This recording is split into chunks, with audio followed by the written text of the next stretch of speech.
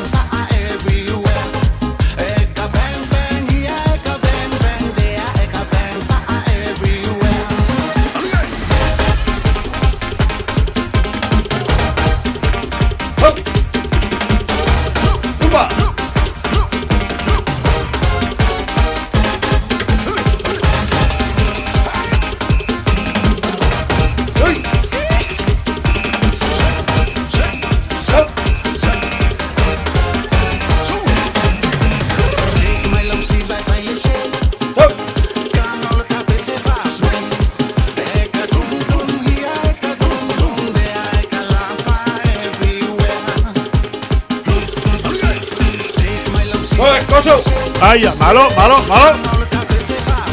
Halo.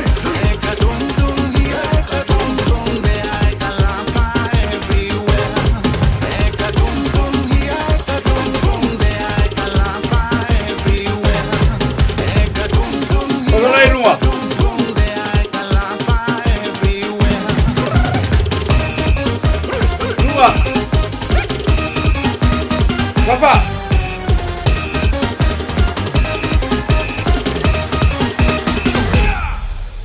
Lo fa tai le. Ta tu tinu malo lo sai. Ya, lo akolis. Ya, Afo.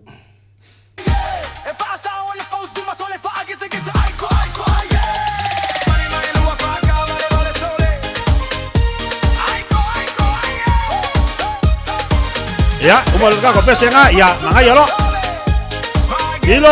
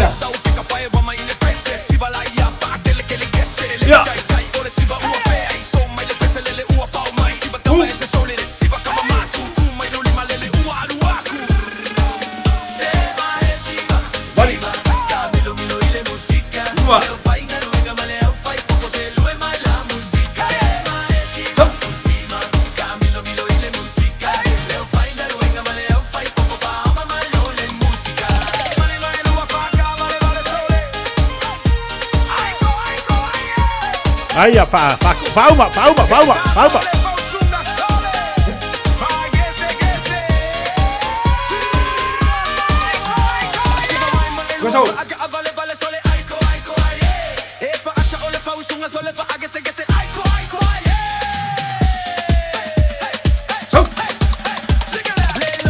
Pangayoy ya lo chino, tangwa pangayoy lo chino.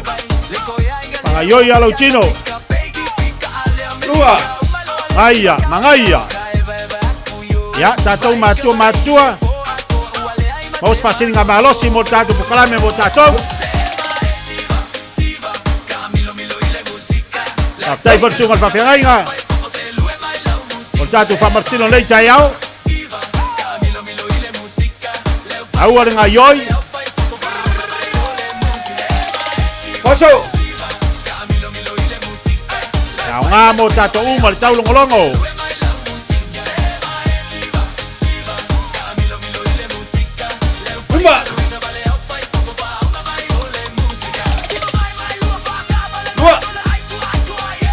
Umba. Luma.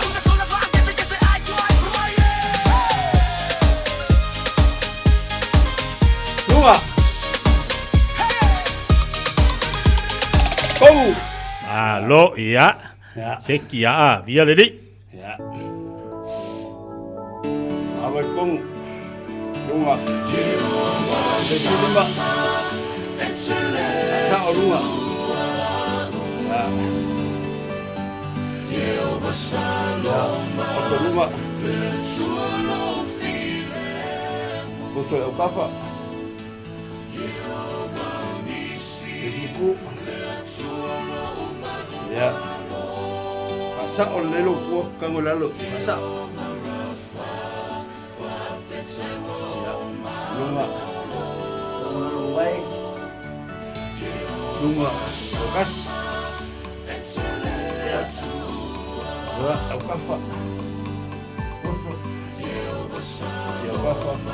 Ya, falolo lele maso chino.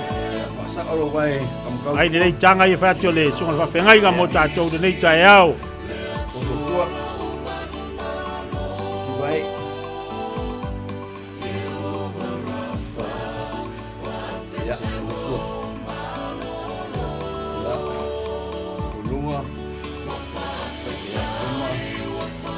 Ya.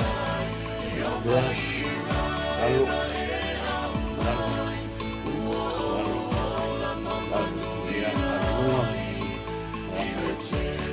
Lalu. Lalu. Rumah. Bapak ya. Kalah. Rumah.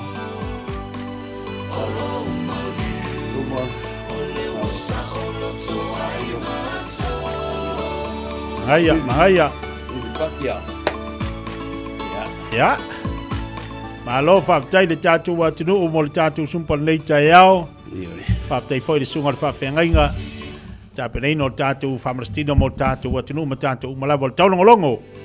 E mo moli atu pe ia oi ia molo sei fua maloloina. Ioi, tāua le whaiolo whamarastino lea tai au mo lea tai au lea fiafoi. Taimi e te iloa te awano ai. Po le hafu tātou pisi. Tāua na whaavano si taimi e whaila u exercise. Na iau ngālu malosi mo oe. Ia, whamalo atu lo sunga whawhenga mo nei tai au. Tere tapa anga e me se foi ia nai tamamu tina matua. Mo di mawina le tātou whamarastino lea tai au. Lea songa fua mo le tai au lea swaile pasta. Ioi, te tia le whao molmoli ia maualo soi fua maloloina. Le ngata e whamalolo le atua ia e whaifoi saunga luenga walo soi fua maloloina le leite tia. Ia. Wai le ngata e whao ngā luenga le atua ia e me se foi ia tausinga o ainga. Wa le ato tol tino malo se tamap ala finga luenga. Ia le ato foi le fio tina wala le se le ne mo wala ainga. Ia foi le tina pe mai. Ia ore ato to fo malo si mal fio le ainga wa fo bo mai tina o le ola le tono lai. Ngoi fa to moli ele ngata le kalesia. Ya ainga. Langa le sau Yesu ama kai fonga ama kai tono lai. Ama tai tono le kalesia tono lai nga no nga le lo to falo lai. Si o mango le ainga ya so fu malo loina le uma tangata fia ka mo lai. Ya la le fa manui le kalesia. Sa o tsau noanga. Sa o le tsau noanga. Wa le fainola le kalesia. Pe aleng tangata. O le tau le na mo tantu le nei pa le ni me uma. E o fi ataita. Atailo ni wa watamai. Ai tava ia tu ele fa na umatina. Tatilo ai le ato toa. Langa tatilo. E te tau na soi fo malolo ina uma ai. Ata auto fotina pe ona saunoa o ele sunga fa fenga. Pe mai fo le tina. Ia po se se le fa na lo no winga. Ia e le vai ngata tau na fa le lei te tono se se manga o loto i fali.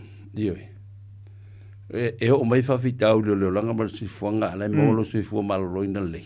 Fai o fien fai meu. Eu foi fa fitau le langa i tono loto i fali ainga e me se i me o maliu. E fia lo le Samoa. Ai fa ai mai. Ele foi ko maranga. Ngalo mi se lo foi nei ainga i Samoa ma fa lo lave o ku. Ya la le fai le o lo wa fa kamala. O tau sami le mea pito isili o na tinga inga i kaku. Ole aia. Ole ai me ai le palengi. Aia. Me yo me ai en tatu feola ei o le urupua. Mama mo lolo ngai me me me voi. Ia na alua ia la io kaku ko nga. E tau finga fai se swinga. Ia. Wa la ngai la tele fa mai pisil mele o le kele me lolo me se me yo urupua. Ele papela le ele po atasi le vai masing ya me la le vai aso ako foi lo mai o po ale al lo of ka to mamo e foi le equipe ese ya me lo le ngal ta po kala melo sungal fa fe pele ia to inga de to sanga ia e ma ilo tina kamala ia kwa valia ma tu al fa fa e fa sale awol fusidu lo ia e kiuri la Kabaga ke bago ya dunu wala ke kong ya peru ke we fale limo nga sa felo in bak i ka kupi ko ui vai mo so ka lu ka le ya alvai pe ya pasita lo nga lu kabala de adu so vai do pe vai do pasika ya ole ta po kala me ai fa ta ya tu nei tamam tina matua au ngā tia le tātou pokalame me le whaafunga mea le tātou atunu ono le tātou taimi. Ia, nei tai au, o e tātou sumpa foi le whaau nā nei a le sunga whawhengai. Io e te tia e tātou sumpa leo to e whaau foi. Pokalame masani le was full mo tupu tau sanga taru na whai. ai le tua ia le anga le community foi le. O no palengi ia mai se ia community e fia mo so son. Io le mo e fakala. E tongele hol. Ena saula ia ka ko sai le tula ako. Mana ia. Wa uma le warm up ia fai le te para. Ia uma te para fai pese. So. Ia uma ko ia fu. Tala le tula e ono le le fitu. Ono le fitu. Ia pa pena fole asolulo le ono ngati fitu.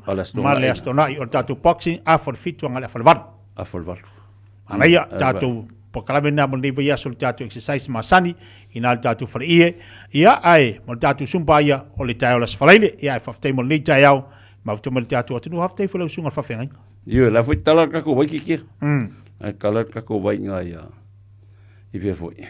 Tosen, salau tos fulu tosen ngal mila super value. Ia le ko insa team sa waloi a falgoina e nga kele se fu maloloi.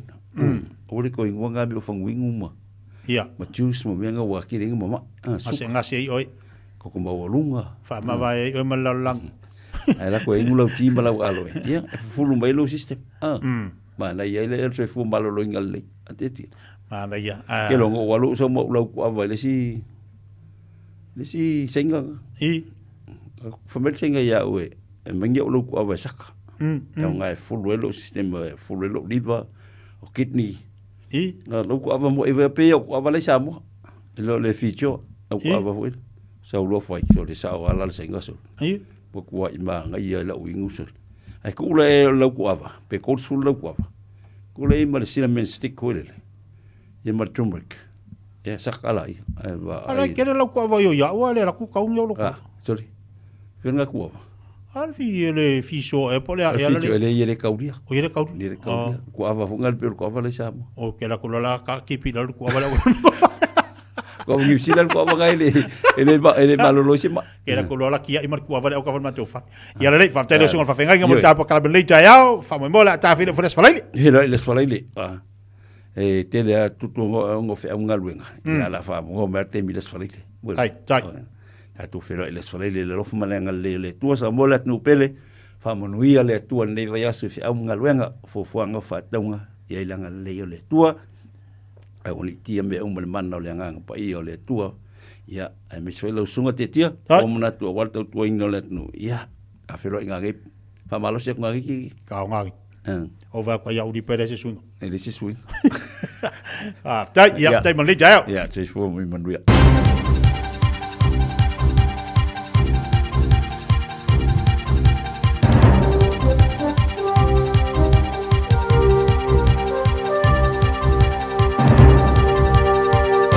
In this update, an unprecedented downpour in Wellington this morning has flooded homes and cars and city roads.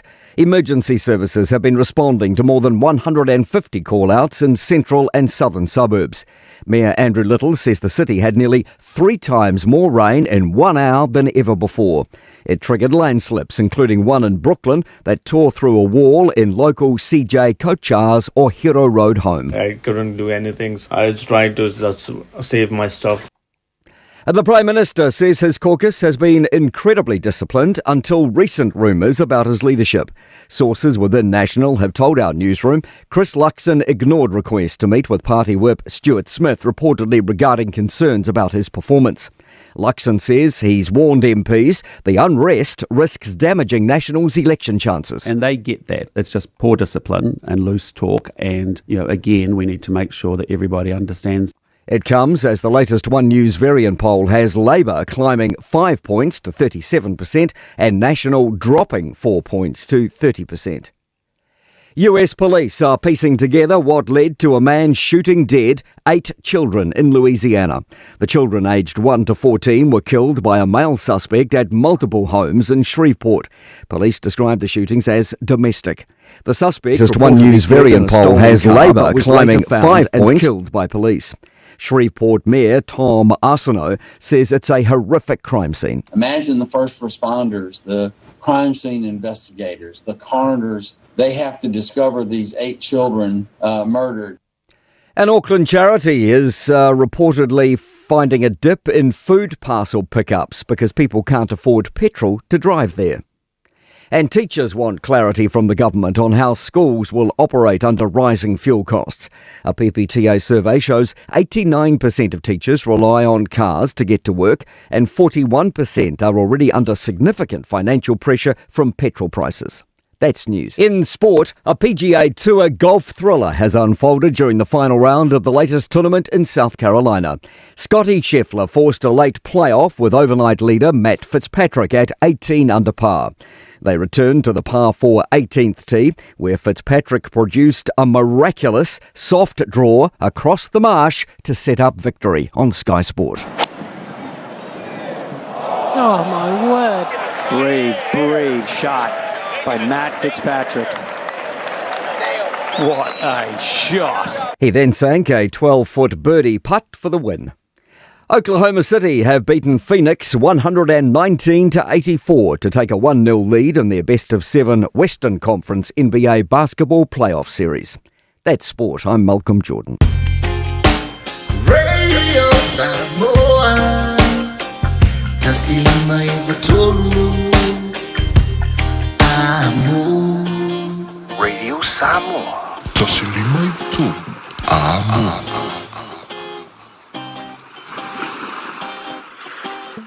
Talo falava, o nei le nei mai le imisau training. A fai e te fia o au ito mai fai kofe, fei loa i matanga te fau, ma fau sia lolo to tele e a matai singa luinga fau I se fale kofe, bo se fale ainga, des tala nei loa, I la mātou Food and Beverage Skills course, le e a mata I le masina o me.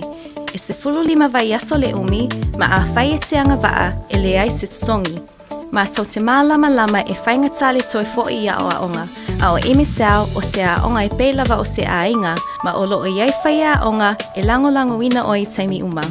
Wala au mai nei loa, I le ovalu se lau, lua wha tolu walu. O lolu manai e a mata I nei. O se tala Fiafia nei Samoa, wei nei se tautua ma se unanga family noto mai le kampania le City Car watu si tasi dua lua Lincoln Road Henderson. Te maua iai le tele o tawa la poa ban e o foi tatu tawa le laiti. Tania foi la tofa ale tono tongi e talafo mo le tatu cashback. Ama tatu lima se lausi aga ia tu le lima afe tala. Fe sota mai ulungia Peter Pernanto le numera o lua tasi o walewalu fitu lua. Pe amana mia se tawa le fau molo ainga I le tau malulu. citycars.nz. Ua mawhai nei o na whaata want to top up ale Digicel I lunga o le upenga ta whailangi ale ClickX Pacific. E mawhai fo i o na lafo aise leni I le MyCash ale Digicel I Samoa, tonga fiti mawaruatu I le na o le lima ta la. E le leile reiti aso taitasi ma e whaingo fie fo i o na e listalai. Asisiane I le clickx.com e lafo aise top up ale Digicel. Pe lafo I fo I sau tupe I le MyCash ale Digicel Samoa, tonga fiti mawaruatu. Morisi whaamtalanga vla au le o lua tasi lima ono tolu fafa. O lua tasi lima ono tolu fafa.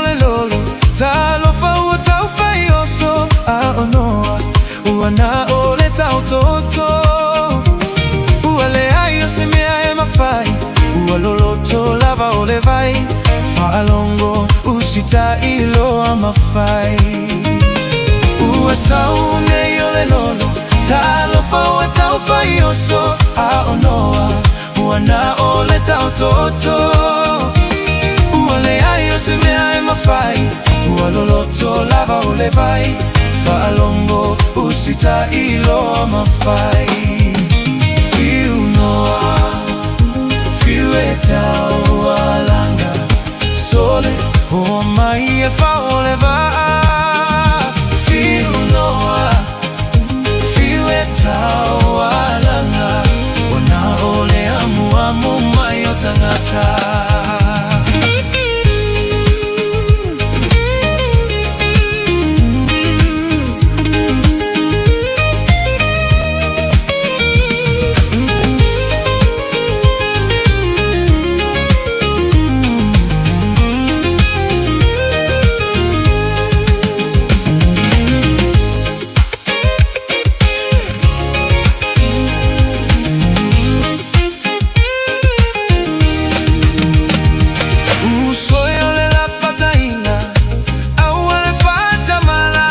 Satani ualiuti no tangata Ialelei o lau whalongo Ae awa e te toe nofo nofo Fiafia la ile ali iwe sa o loto Usoe o le la pataina Aua le fata mala O Satani ualiuti no tangata Ialelei o lau whalongo Ae awa e te toe nofo nofo Fiafia la ile ali iwe sa o loto Whiu noa Whiu e tau alanga Sole o mai e whaole waa Whiu noa Whiu e tau alanga Una ole amu amu mai o tangata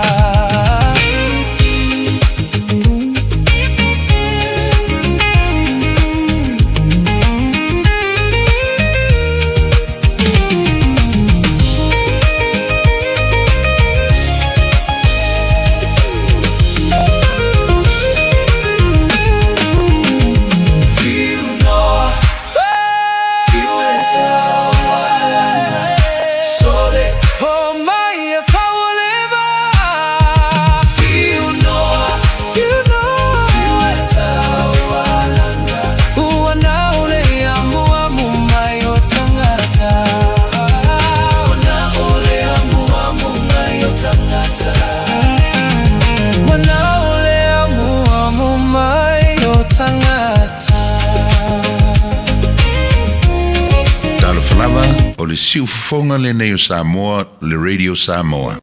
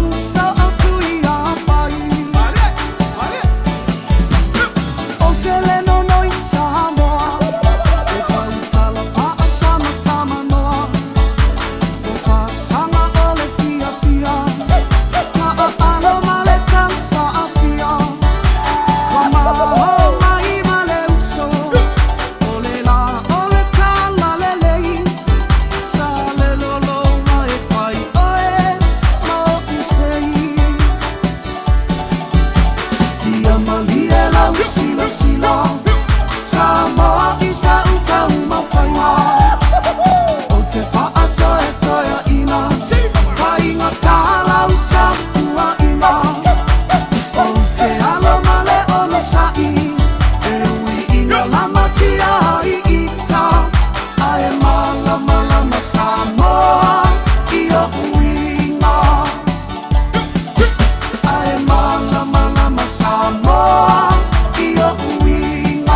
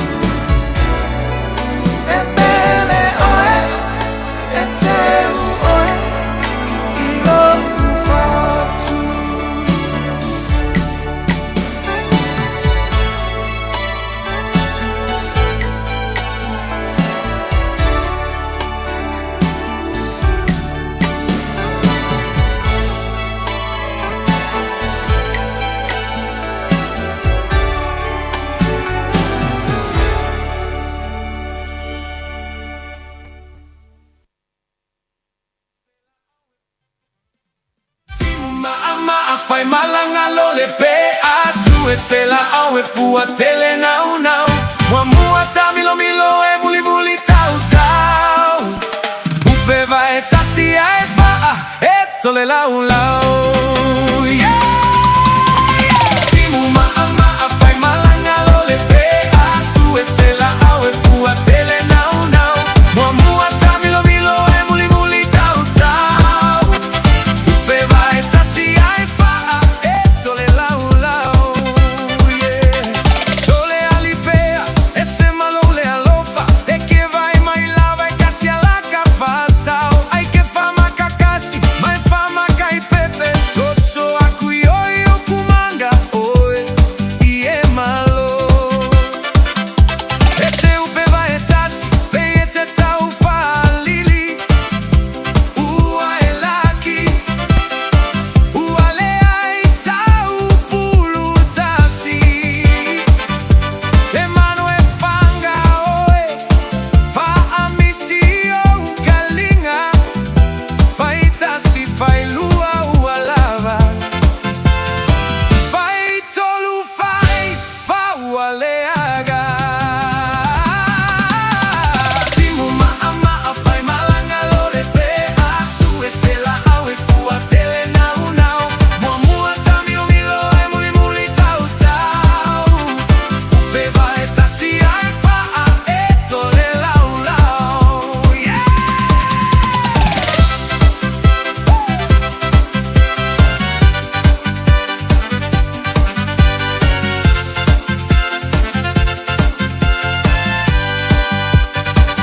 Ue fa atamaia, le tele o me ai, e umana e ai, e sola mamao Wa uma fua lau aina, fai ai lau breakfast, lunch and dinner Ae o ti ai mato Alula awa ke kuesau e maua ai lo iunga Ae lele maingei Pea oe ke moi Aole si fiolo kuluku Ole pue oe ai kungu Managai alo lo lo lo Ai gai le fa ali fulu Timu maa maa fai malanga lo le pe asu e se la au e fua tele nau nau Mua mua ta milo milo e muli muli tau tau Upe va e tasi ai fa e tole lau lau Pe ale alofa, pe ale popoi, pe ale kaele, pe ale fefe Pe aga apo, pe a soa ai, pe a fai kala, pe a kaula malama Timu maa maa fai malanga lo le pe asu e se la au e fua tele nau nau Mua mua ta milo milo e muli muli tau tau Upe va e tasi ai fa e tole lau lau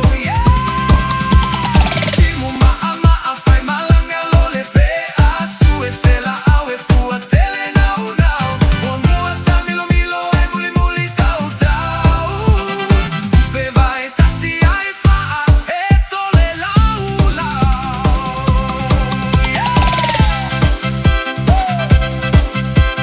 Luas 10 minute lo cai nei le tu la sumaljasi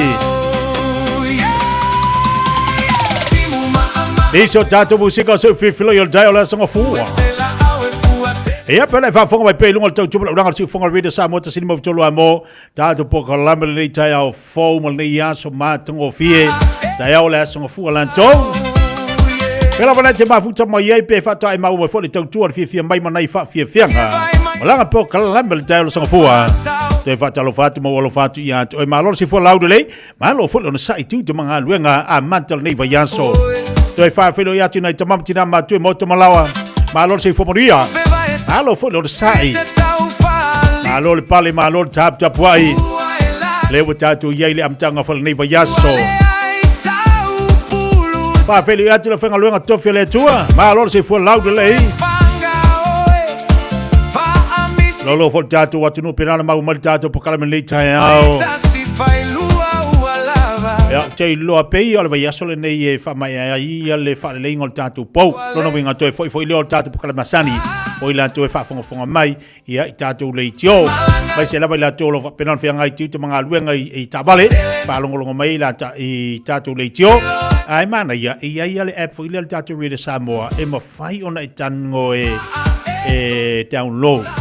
E ona tu ule lau telefoni Bluetooth lo le tono le la au lau tavale ka kamalanga le sound nga sau kamaranga makau kia se kier kamanga ia befa pe na telo mau mai tatu fasa lunga le tatu YouTube lunga tatu Facebook le ana tatu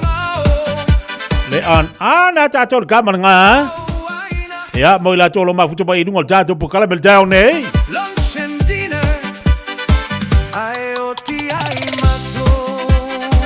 ya on sa ila tato fatalo fatu tato tu Samoa oila tolo mau mal tato pakala mal tato wala leo tasi ono tesi mal tasi famo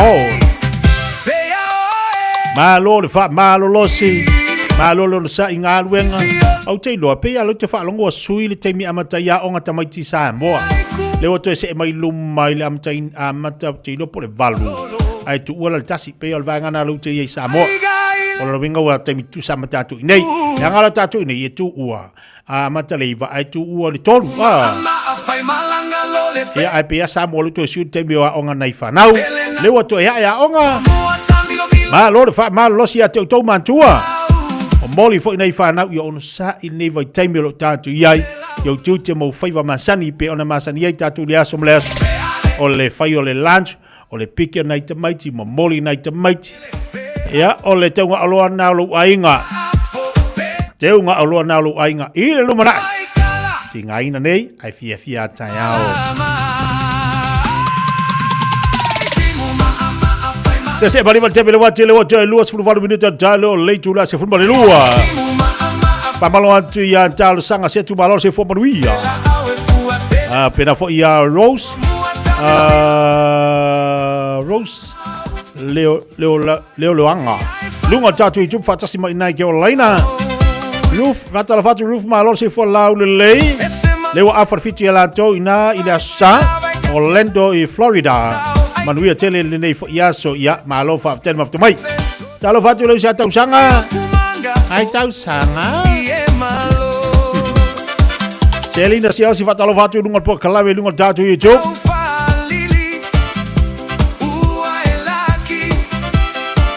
Pamalo atu inisio tatu paanga malawalo mafuta mai le nei foi vanga le taiao. Se laute fotuali fatalo fatu malo o le on sai o peta malama. Wa tai se ki mai tatu le taiao. Nito saulo fatalo fatu. Alla fa alava nga solo fatalo fatu tatu pokalame yes. Eo tatu wor fa Marstino Maurice Fasilinga Malosi on sai tatu. Ale me ton tatu fa fa Marstino. Tala tapai o tala tapai fatalo fatu le fatsi mai foi north ai nai Carolina alo se fu lau de le ia se usia vai male malo tala vai apo le ne sia fatalo fatu le nei taiao pamalo foi ia Noella Fisalai ani fatalo fatu atinae meu amosa malo se fu manuia Tapu tau pa ufa talo fatu nei tai au ngata fo ilea fa fo wina tani yellow. Malo se fo moria malo fo lang mama.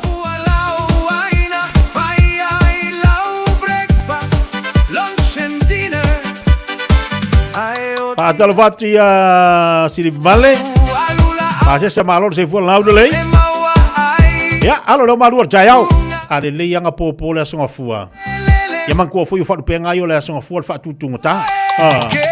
Ol fa kuku ngaka merkuring ngaka ai malole mandre oka ai vai dale manga ia asonga fua ye malole songa fua makua sekwedi pa lengi tepe ya wo las falai ia mar tu fo ila le pia long weekend le fa ingol vers oka e fe no kaloko ko sa fo ngi long weekend ia so malo le songa fua ai ale se me ia kanga o e fe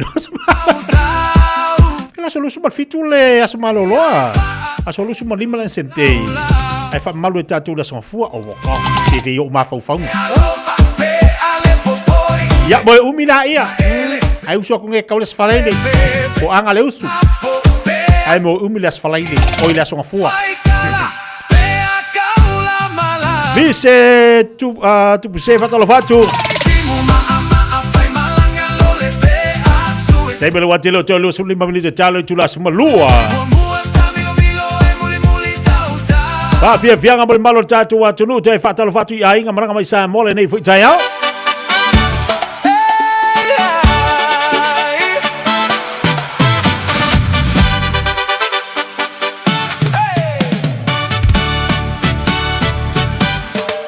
Se sei tuli atu le fa finelea. Se sei tuli atu peielekea. Se sei tuli atu le fa finelea. Se sei tuli atu peielekea. Se va ai, le me alea, tu pumai, le vale po fea sai ai, via ilo a fea sai moe ai. Se tuli atu, le fa finelea. Se sei tuli atu, peielekea.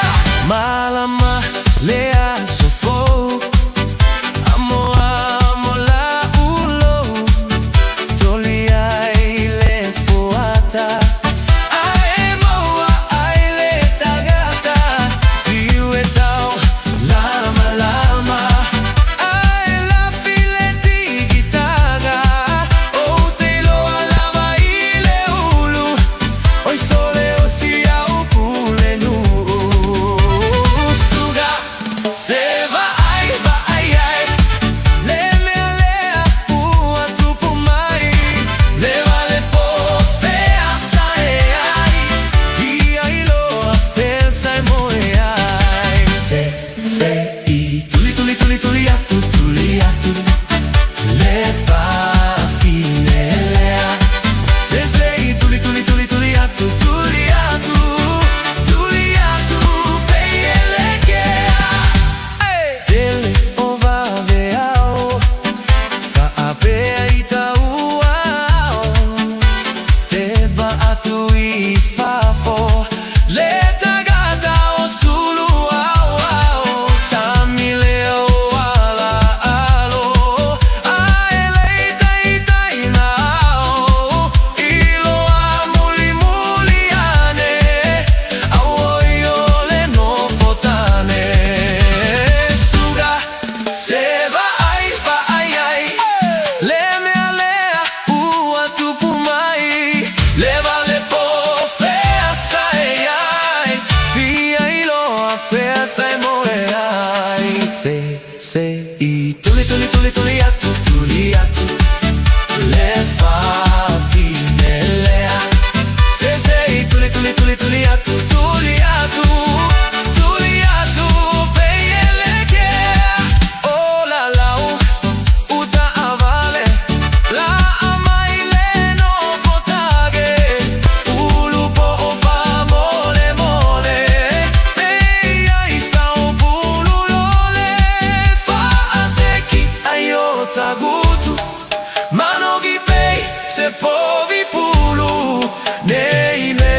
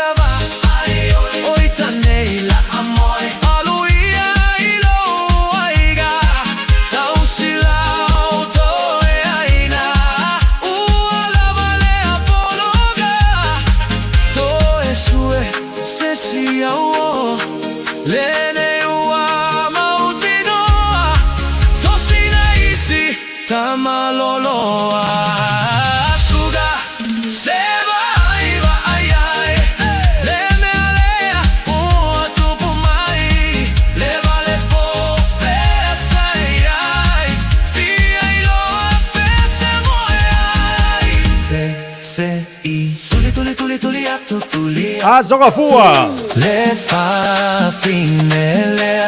Awar kurial fafingi. Kurial kamalo.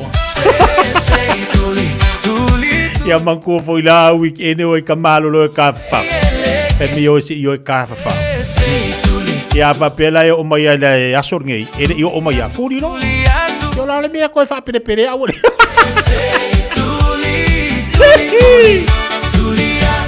Ai a papel fa finge ngar. Ngar fa igual vai yaso. E aida. A copa ulo. Ai e aí fui lá esse ia kako kalangoi fu. Kako obi aí foi lá só a fu lá com. E aí lá esse ngari. Ele ai não ngai esse ngari sabe ele coi ngame. E oi foi lá o cara. E vive se alu ko wain. E ia lá nesse kuria kwa malo. Ele le ia lá le alu kamalo. Ai ngofo le ala tinal ai. Ai a kuri la tingal ai ai. E ia ila le si tama e ila isi matua a kuria kula kama. Anga fa pe mai la ia. E ala o alu fafinge mai alu vai kama. Sala fa mai. Alu vai kama ki mai alu fa de le luai. Ai ai foi lá isi matua. E kuria kulo fa mai. Taurang fo foi. Ako vai da pe ko saudade inga. Então foi. Quai pe ole ringa. Pa wan me ia vai pe ko o mai.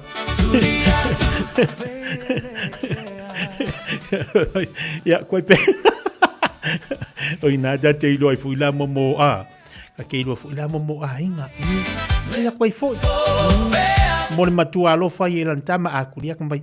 Sa kaya ko o felele lu ainga ma failele ka mai kila o mea ko kupu le lu ainga ai ko kuria ko ya fa pe ko sa ia sa ba mai ka mai o ina fo ila e ele ma fo poto tama ile toi fo i maletina lo toi tuli mai na matua sa a fa pele ke lu vesi o mea ko kupu ngi yolanga e ke lu lo fo ila fo ai a fa pe se maka upu makuia wa makwa le fi vir kinga ya o tama ala wa kuria ki nga ko me ko sa wa ko fa lu ainga o ina le to fitu na ile ma fa ole o tama be pia ke lo se sera o me le fai pa le makua lo fo si o ko lo ko kuri me ko fa le mai fa pengala un no langa longa winga e to fitu na le ki o fa mai le ya o pole ko filu lu wa e to fitu na to fa ma lu tanga loto o ngala ka ko ngai ma fa la le or kamale Fiafia Mai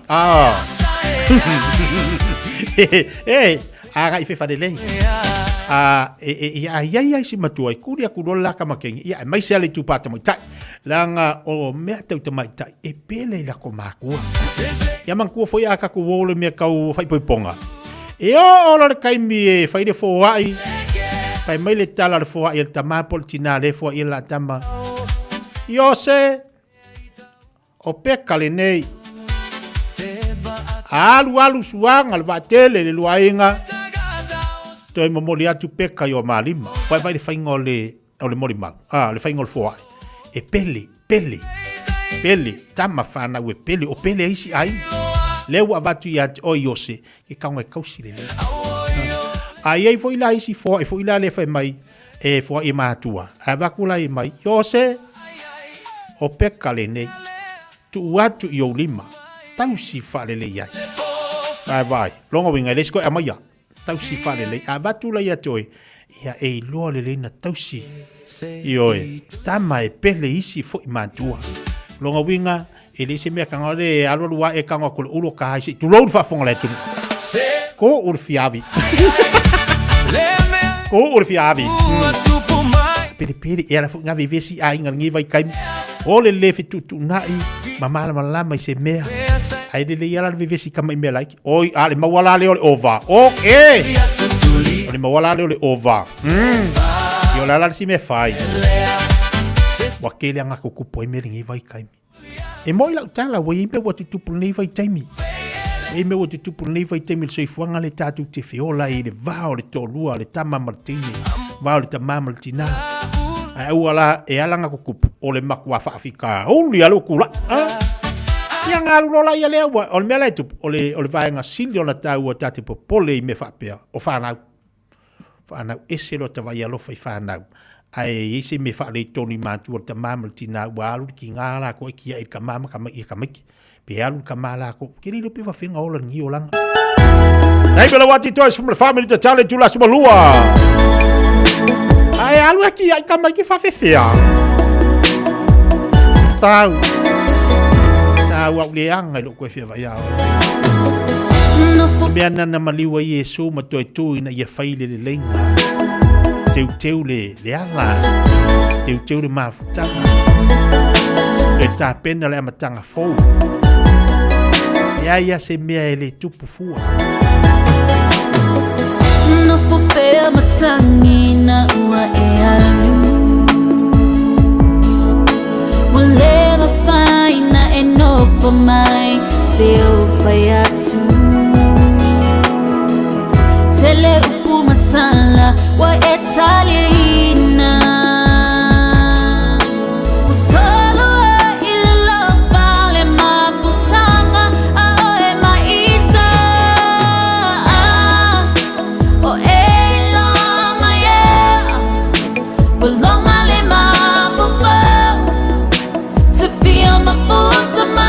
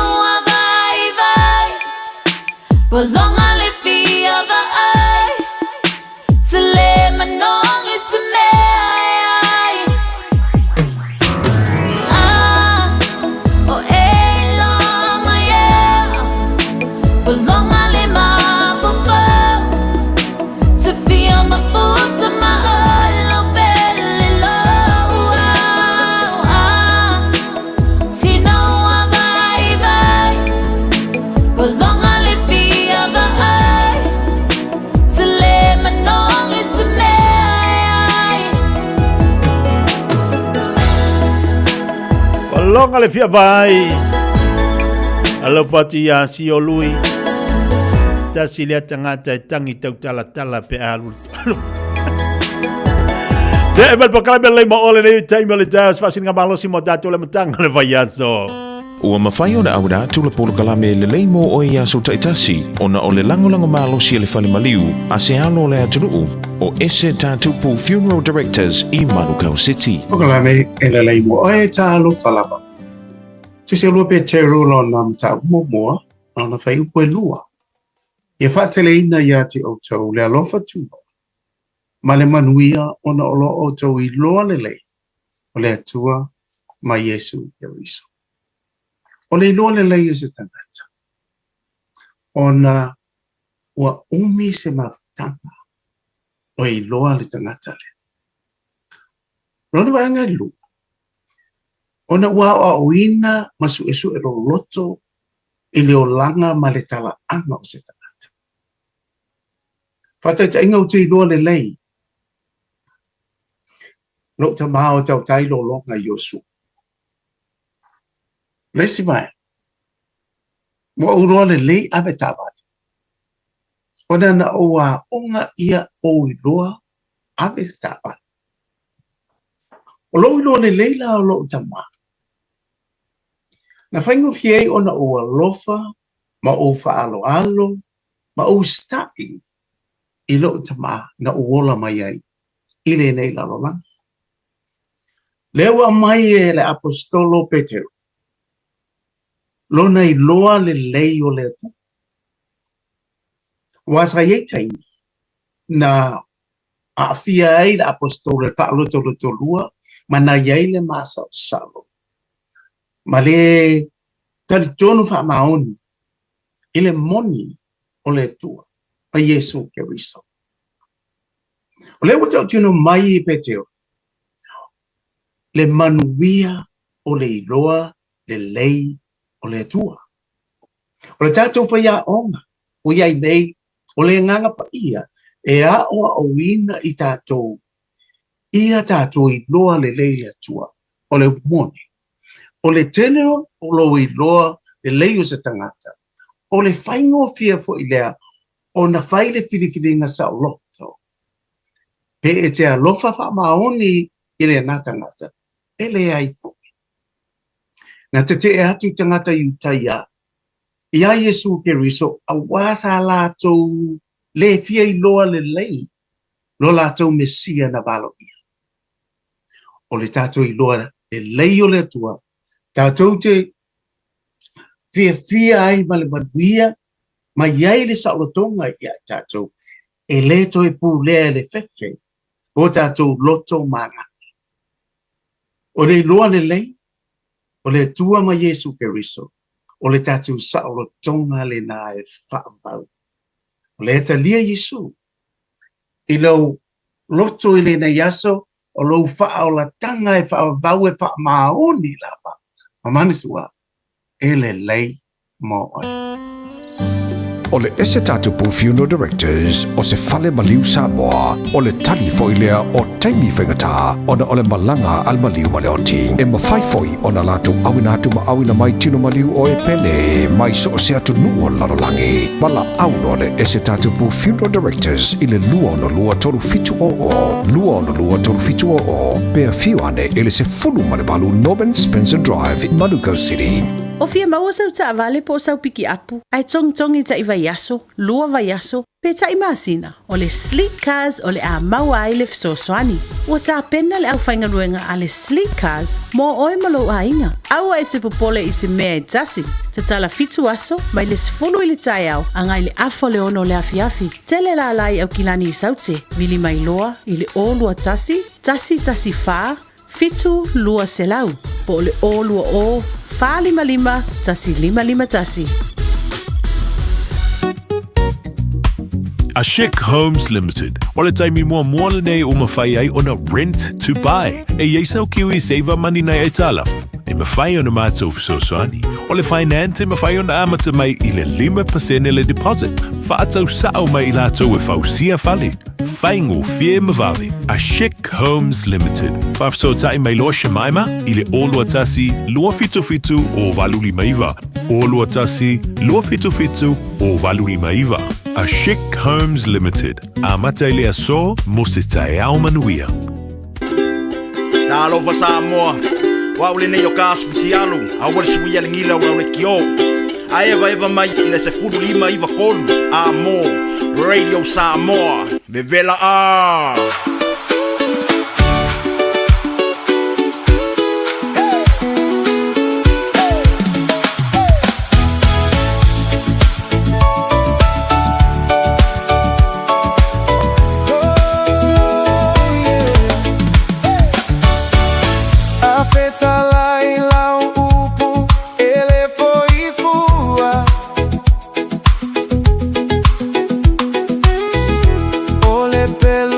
Tau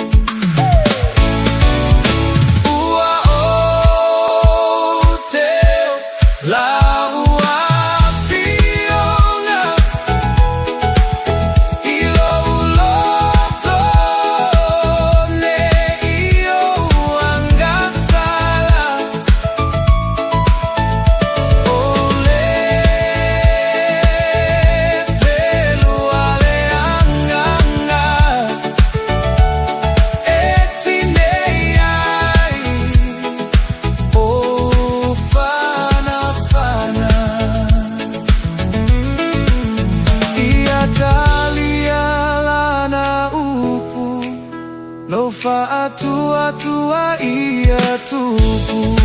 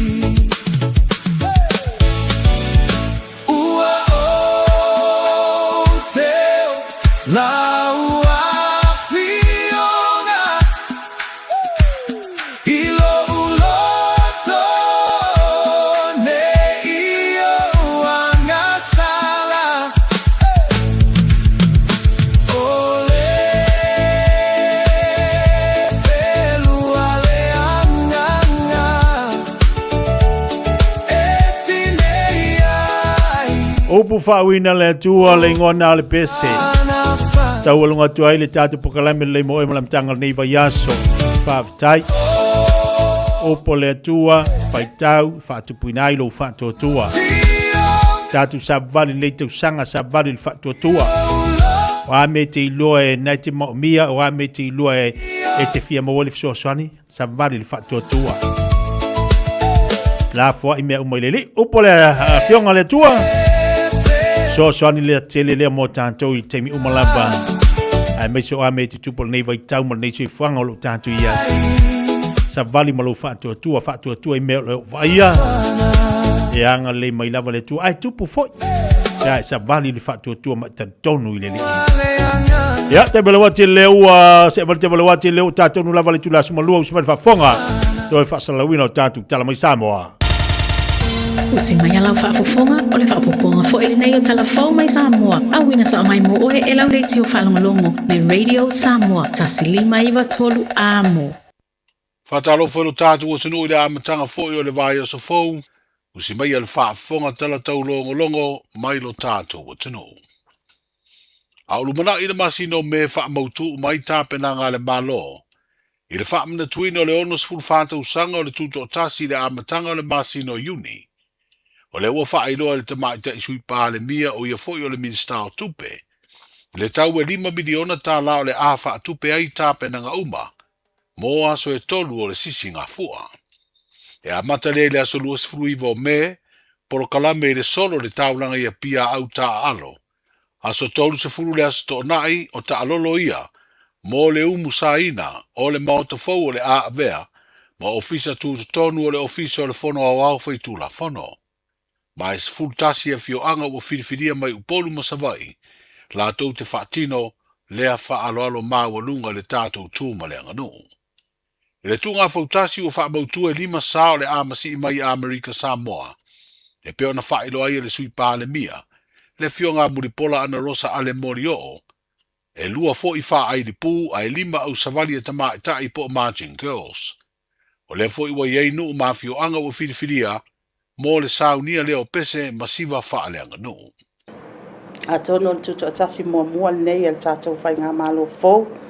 Ia mamai tau wina pēr. Ia e pei ua le abe I el whaata ua. Ma le wha mua. Ia o le foi lau whaata ati ai tātou pōkalame whai ungar ka peneta nei vai yasu. Ia ua a mata lava tātou pōkalame I le aso luas fuluiva o me. Ia po le asfaraile. O lo o iai le fuafuanga le asfaraile le aso lusu iva o me. O le a whai le savali mo au ta alo umalava. Ia I lumo al maota al malo. O na sola ia I le asto nai. Ia I le aso tolu sfulo me. O le a tatala aloa ia ai foi. Ia e maise ai foi o painga ta alolo. Ia tātou tonu ele o toe tau whailo foi. Ia tātou ngā luenga le official fono. ia ai mai se fo'i o le tātou ofisa e tua i ai le maota o le palemene ia o vaenga uma ia o lo i ai le fufuanga o le awhatino ai a tātou ta'alolo ia i le aso to ona le aso tolu sifulu o me ia mo le tatala aloa ia fo tāpena atu i le aso ngafua po le aso mua iuni e tatala aloa ia ai ia le maota fono so o ma le asa i le aso tolu su tasi o me ia o le tātou sauninga o le loto whaakutai ia i le ho le tupulanga le whakasa ia tātou to ai tau nuu atu i le aso mua iuni ia o le amata aloa ia ai ia le whainga rotu fo ia mai se fo le tala aloa ia o le tātou tuto atas ia paenga masani o whaafiafianga ia o sisina o le tanga vai ia o tunga fautas ia ma le konset tele ia e whaatino ina i lumo le whale o le malo ia atono vaenga ia matapenanga ia le tātou whainga malo ia o lea ua maea ona whaamani aloa ia le tātou fono le tātou whapeneta ma o nei whaamoemoenga uma e le ngata e whaamanatu ai le tātou tutotas ai whaamalo sia ai le tātou loto ngata stas o le tātou whaasino manga ai mai se foi le anganu pa Samoa Le fionga le mistao tupe o le sui palemia, a fionga muripola ana rosa ale morio. O le to e se aima le atunu o le te tai o le malo le fionga i le palemia, sunga la audi le mali atoa le ua te polata e va fosi na si ngā se New Zealand. O le ua wha mautu mai e le sui palemia e le fono ma le vasenga o tu stala, le tutongi ai e le malo tonga fitinga uma e au fiai ma le vaalele wha apitoa lea, i le aveino ngase lea na malanga ai le fionga i le palemia. O le si ngase mua le te tai o le malo, na wha o ngā i fo i le vaalele wha apitoa i le aveino ngase. Ai sa tutongi e lona ainga e le ngata i le vaalele a o tonga fitinga uma masiaki wha fo mai. Ia, o le sili mua kama mole lo fionga le vaalele le tapisai ne, le vaalele le wha pia e fisota ima le ali i whaiatati whanga leo me te ina ni whapea le sa tauru mai le solulu. Ia o le si ofisili whamulmole manua le nangai i wale. Ia o ni sa rekoti whamulmole lau fionga ofisili ni ai fo i le fionga le ali wale ni. Pe mawhai ona whamaunia pe mo i sa medvac. Pe sa e o le wale le na malanga whakutoa mai e si mai e fo i pe si ngasi ai le fionga tai. Ia, se i ongo le manga lua lau si. Le se i o tali mo atu si ngā mai le fionga le di palemia, i oe, sa medivac. Ia atonu o tūlanga masani lawa ia ina ua paifo ia na siaki nei, ia walewa o ngā overdue langa malanga e pai o na siaki lo na vai fo i o na a fo i lesa ta oto. Ia o isi vaenga le na o lesa siaki lawa i nei ma mai tau ina ai. E aina i totu ngā fo i le vaenga o lona le veawo lona patuanga i longa mama. Ia tono vaenga i o lo oa fo i le fo i sa iai le pa maoninga le tatou kabineta. Ia o le a medivac i whapo le sa iai le kako au o nanga masani a. Tai lau fionga te tasi la pesi kami mole tulanga lea i ina fionga i ta i ni ona tunu. O lea lai e anga vaana wala i le funding no le medvac ka le fionga i le palemia. Whatupe le malo whamona. Sa o le, e mantua fo i o lea sa malanga le fionga le palemia i lana malanga mua.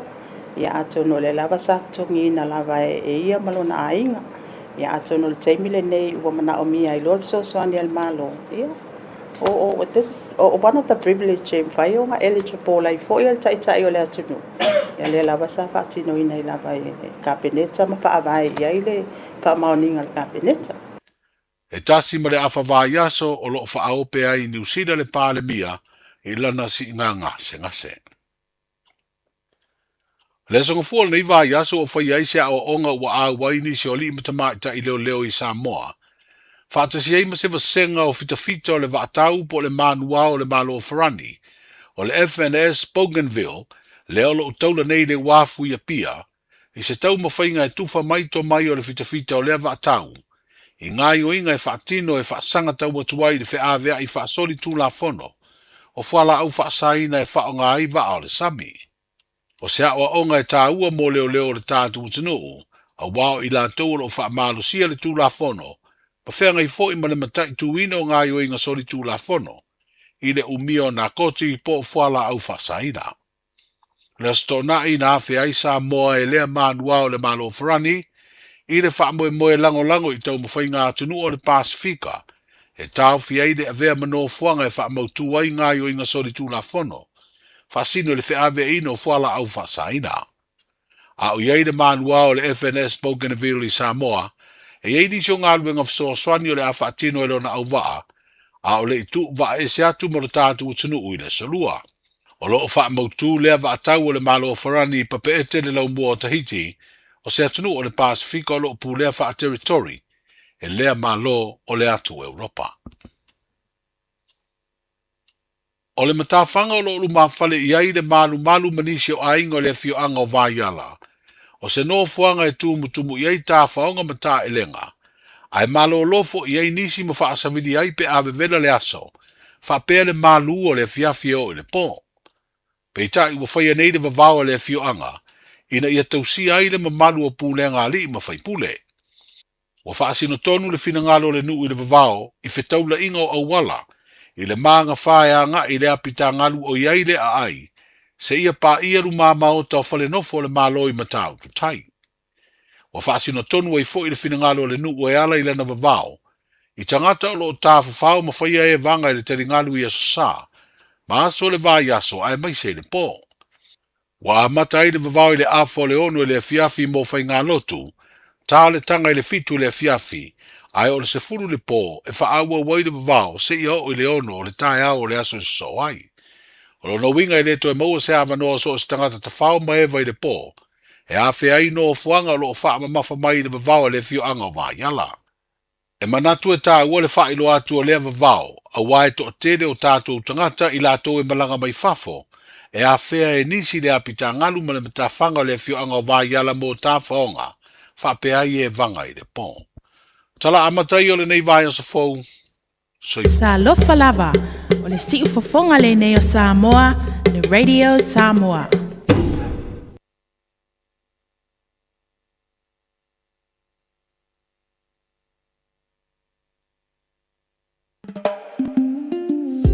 Ta lofa o tau sai liso ta avali. A fiu mai loa I le aloha kaz I wiri. Le se te posi mo mia, a palai nei ma maua I le tali. Tali aso se lai sene, ai iaia ia inga whapitoa. Pala au mai lotina, o le aloha kaz. I le ovalu se lau, fitu ono valu, ono o valu. Bea si asima I le lua lima valu, Roscommon Road, Manurewa. Le Shine Dental, lau fale fa inifo fa moe moeina. Lato te whaia fofa tal no ango unifo, I aso lulu tai tasi. Tele e wala me whai ona tutongi ai lau tong fitinga. A fio mai loa I le 5 Great South Road Manukau, Bevili mai le lua fitu ono ono whawha, lua fitu ono ono whawha, mo le Shine Dental e iaia inga whapitoa.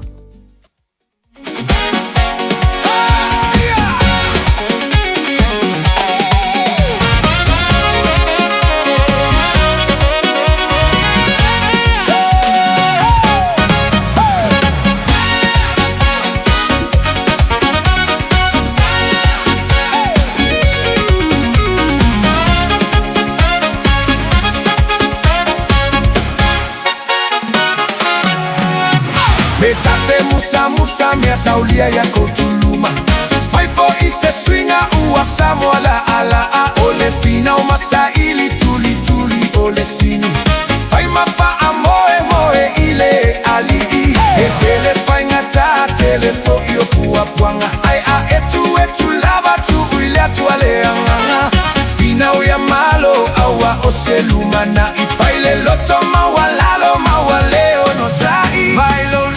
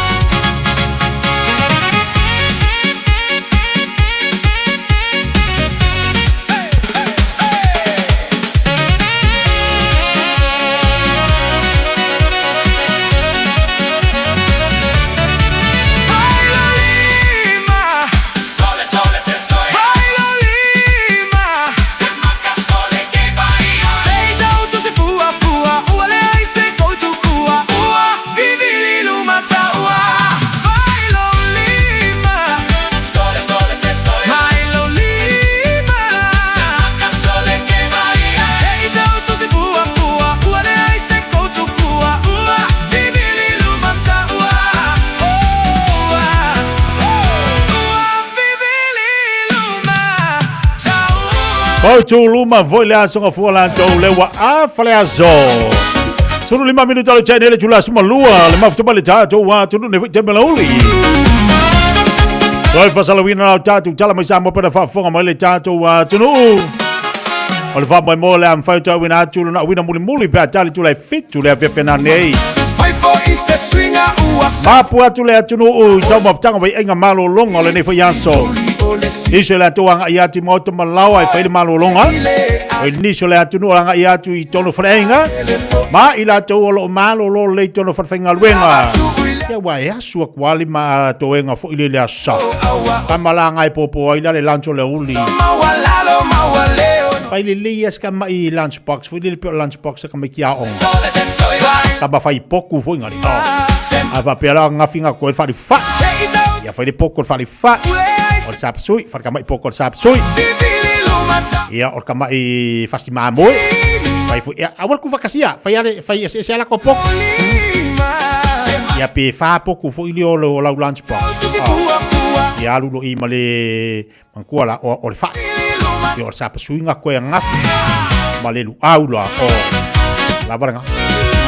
Ele va pera lu mama o ia fa feme ai lo ngofa. E kau ai misai fo. Ele va pe ko penga ale ma e va fe ka mai ki male markinga o ka mai. Pela ngai manga ia o to e ngale asosa. Ku fa le lei e ke alu mo e fa le ulang. Ile se ku pe ko fa ka ua. Au le si. Fa la e le nyanga ngafi. O ba le ngira ko ko fa le yering. Ala fa markinga a. Ai ile me ainga le ke mo e fa le ulang. Ole a.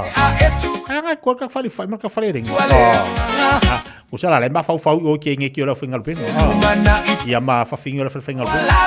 Fa ma li ai. Ko ai ma ile fa.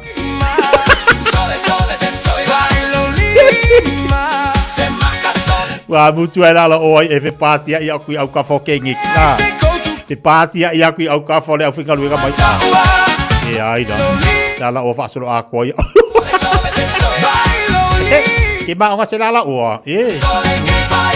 Mange se lunchbox ngal ba kwai fa a fa lo fa le ere ngi avi o ma le fa ingula i ma le vai o si ma o nga ka e le steak ma le vai mo ma o ma foi ai fa le ere a ke rola oi ola o mi ko le ai fa le ere man ko le ere ngi dai ma nga yo ala o e vai mo ala o steak i mo ya kwai yang fai mai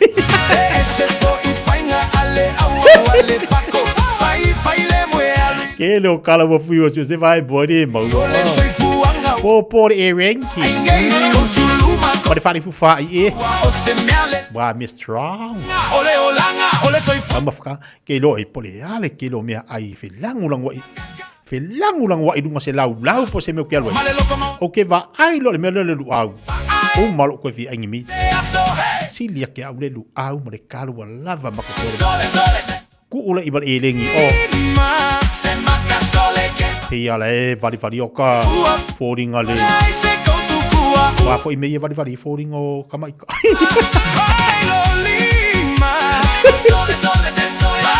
Bau ala le au mare kaloka. E fai ako pe wa. O ko vari o ka foring ale. Ka wa disido makuanga le iPad. Suliva minuto tau tei le tula se fulma le lua tatu atu e fai tatu fa Fiafia musika se filo yo le oli ya wa foi le mafuta le tatu tunu usina musika ole beba oyolo olo oyolo olo ola ule alu masa ulancha utito e fo e mai le fale tati ai fatasi se ola vai no manava te moli manava te mole manava le nei aso ato si o te taliu mo le fale ai fa tasi tata maftanga patalo fatu se atua a tasi le tangata lo fam le fa maunu tautonga mai se ya anai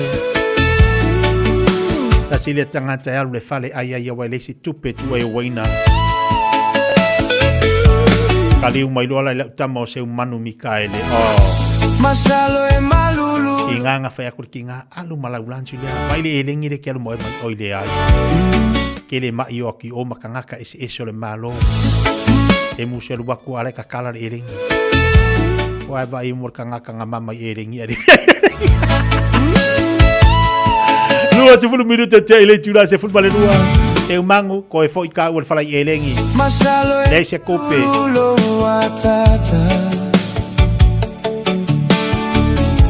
Ane ia tagi alava o foliga.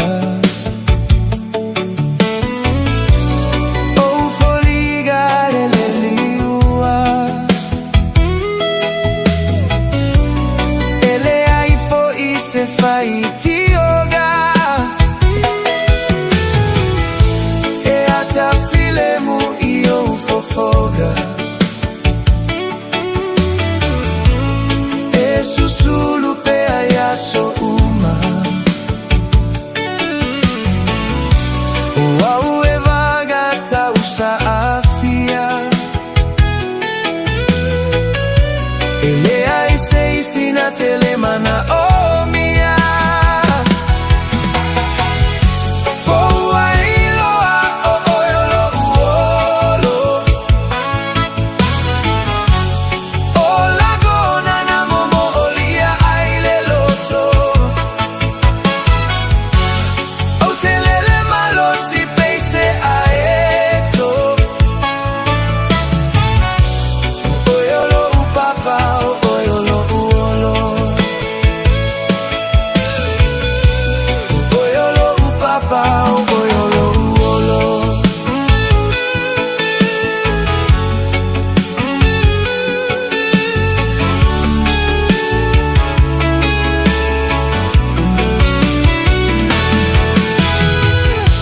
Na ulu fale kota ilo uolaga. Ua avele ama mitaga. Afae avanoa o tofaga. Wale aise uiga ole neiola.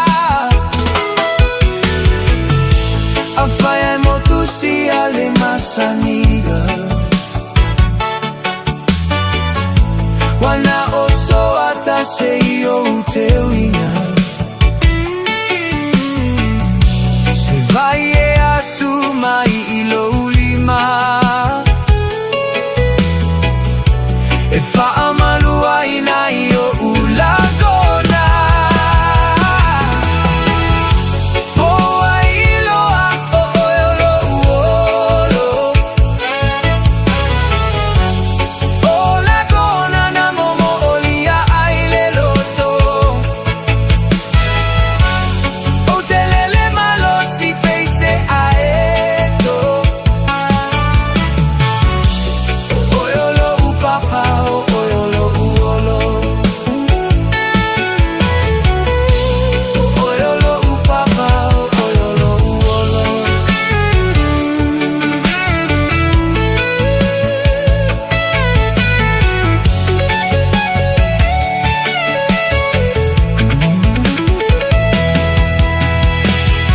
Poe iloa o oiolo uolo. O lagona na momo olia aile loto. O telele malo si peise aeto. Oiolo upapa oiolo uolo. Io va via musica so loi mo tanto. Bafta mo le tanto wa tunu ne fo ia oli. Ia malo le mafta mai malo fo na sai. Luas fu lima minuto te le tula suma loa. O nei na le moto Samoa. E lo ana le la te apo te tala pel te nei. Lena fa pe fai fo le tato lau fo le tala il fatta o tato tusi le na malanga mai ai ia le commission ngan Samoa tato wa tunu. Ia e te talaina I tono au kilani po atiro nei. Ana ia le po kala meno tilo tuel fa ngor viaso I le asto na. Ama lo fa te atu le komiti fa fo fanga sa me se foi ia le lato maftanga. Ia ma le po kala mena o le afo fa mo pe ona ia talalo ia talalo ina o le tatu tusi le pe ona malanga mai ai. La fianga minister. Me se foi la fianga prestedi po te fianga te fono. Le te mama lo malo Reverend Vaiao e te wati malato foi ofisa ia te talalo ia le tatu tusina pe ona iai te lola o nei asonga fua na te tala ile tatu mauta Samoa tala tatu mauta Samoa te lona ina ia le sunga le profesa ia le sunga le fomai ia ta iao matiu ia pa pe foi la fionga ia leota ma niso ila tu malanga mai o te lona fe tatu lau ina tala e fa to tatu tusi ona to tele la to no vala mo tai ao ia foi no vala mo nisi nei le uli ia o te lona me tala tatu mo to Samoa pa malo fole con sulu al tatu ofisa al tatu atno le fionga ia por salu fa po le lua le malu ia malatu ofisa ma to bale nei vai ngale aso me se fa mo pe nei fa ngol yaso ma o tala wa solo ngol le manuia ia ni si foi o tulanga sa malanga mai ai ia sia ke le tatu ta le malo le fionga le palmia le sunga ia la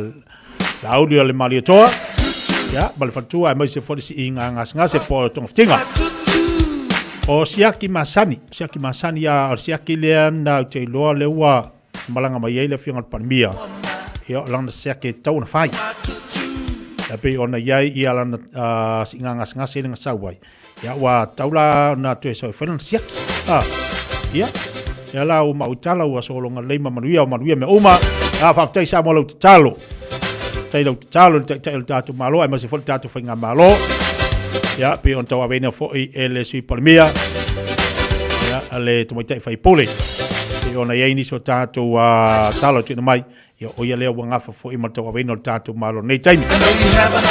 Luas por 5 minutos che nei le tula suma lua vatu tatu fa fianga lea ona vatu lol tatu kala velu tau mo oi.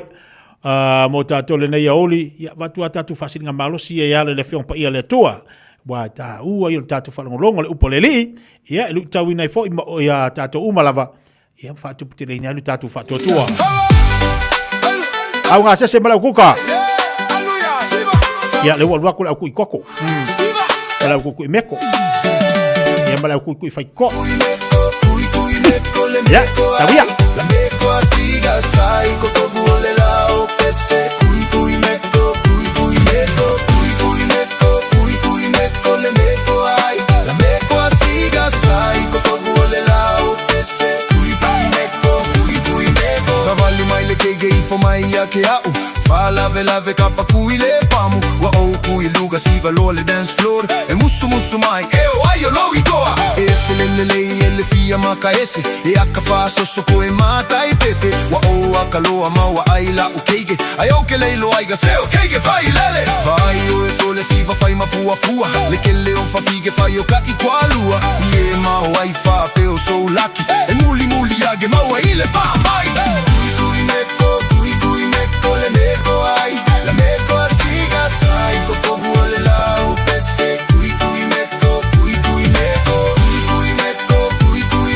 le meko ai la meko asiga sai ko buole la upese kui meko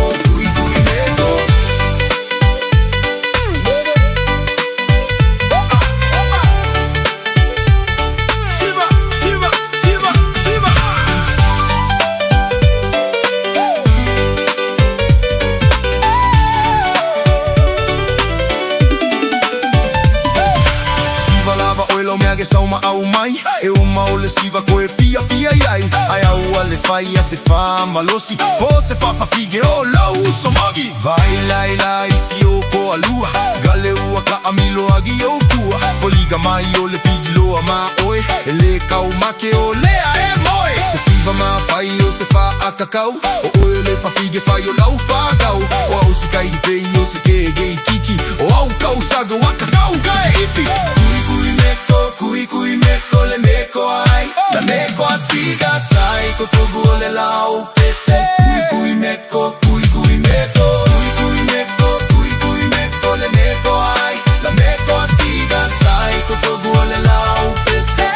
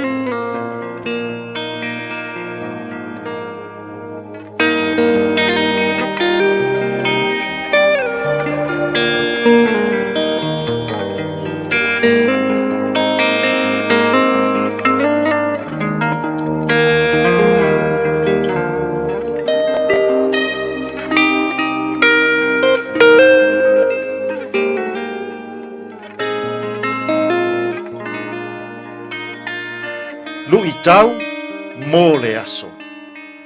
Tuu I le atua, lau a venga mamafa. Cast your burden unto God. Lau tusi o le salamo, e lima se fulu ma le lima. A olona foi upu, e lua se fulu ma le lua. Salamo, lima se fulu ma le lima, a olona foi upu, e lua se fulu ma le lua. Ia e tu ina atu I le ali, o mea e te popole vale ai. O ia lava na te tausia oe, na te le tu una e whaavavau, le a mio tonu, ia whaa nga e ti ai. Tuu I le atua, lau a venga mamafa. Cast your burden unto God. O se tasi le nei o pese lau I loa, na fatuina e tā vita le tupu o Israelu. O se vaenga lea o lana tatalo whaataua nau I le atua. Ina ua lui e lona lava atali I o Apisaloma. Se fou valenga I lana whainga malo. Ua popole tā vita. Ua atu vale. Ua fefe. Ua pala ai. Ua na amoina se avenga mamafa. A ua tuli vae I le atua. I lana avenga mamafa. Ua na la foai I le atua lana avenga. Fai mai upo tā vita I lana tatalo.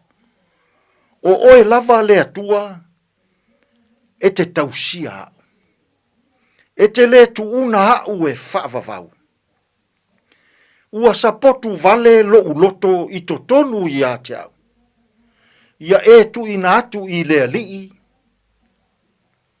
o mea e te popole vale ai. Ua ave tā vita lana a venga mamafa. O le fou valenga lona lava atali, I a awa lofa o le atua. Ia se tasi ali I na alu I lana whaatoanga. Ua mae alana ngaluenga. O na ia amo ina mai lea, o se a venga popo I tai I lona ainga. Ai whetau I ma le sau o le taavale a le whaifea. Ua tū le loli. Ma fai atu I le taule alea. Oso ane I tua o le taavale. Ua oso le taule alea I tua o le taavale. Ua tu I tua o le loli. Ao, uia amo ina pea, lana a venga popo. Ua ilo atu e le whaife au. Le mea ua tupu. Ua faa tu le taavale. Ua aluane le whaife au ma whai atu I le taule elea. Uso. Ta atia lau a venga popo I lunga o le loli. O le tāua le na. O le nei taavale. E wha ma a venga. I lau a venga ma mafa o loo a moina. Ai whai mai le tala le taule elea. Whaife au. E lea whaina. Ua lava ia loo mamafa. E tau aveina e lau tā vale. Ai a toe wha o popo atu iai. Male mamafa o lau a venga a popo. Ua e pangatia. Tō tele tangata I nei aso. E sulu whai I le atua I o lātou mawhatianga. Ai a tali mai le atua. Ai tū pea I tua o le taavale e pei o le taule alea. Ma amo pea le avenga mamafa. O le popole, o le atu vale, o le fefe, o nisi ia o avenga mamafa, o loo tātou a moina I aso uma. Ma naia le whaata ita inga tā vita. na ave loa e tā vita le avenga mamafa i lona tino, i lona mafaufau, ma lona anganga. Tuli vai loa i le atua. Ma faa mamuru atu i le atua. Le avenga mamafa o loo ia a moina. Samoa ai. Fai mai tā vita. O le tae ao, o le tū tonu o le la, o le pō, o te tangi atu ai i le atua i lau tatalo. Ua la foa i e tā vita, lana avenga mamafa i a awa lofa o le atua. So se taimi a tātou te sulu ai i le atua, i mea mamafa o loo tātou tau avena. O le isi lea mea e fiafia le atua na te tau avena. O a tātou a venga mamafa. I le nei fo i aso. Ai a, pe a se i tuu ia i le atua, mea mamafa o loo tātou tau avena. E le ngata i o tātou tino. O tātou mafaufau. Ma o tātou anganga. La foai i le atua, lau avenga. Ona e maua lea, o le mālo longa elelei, i le tino, mā faufau, ma le anganga. Tātou tatalo. Le atua mamānai, whawhetai tele o lau a fio, e te ave a mātou avenga mamafa, i le tino, mā faufau, male anganga. Fisoso ani maia ia mātou ngā ruenga o lene iaso. E tonu malele iai mea uma. Lou lava suafa Iesu, lo mātou alii, ma lo mātou whaola. Ua mātou tatalo atua i nei. Amene.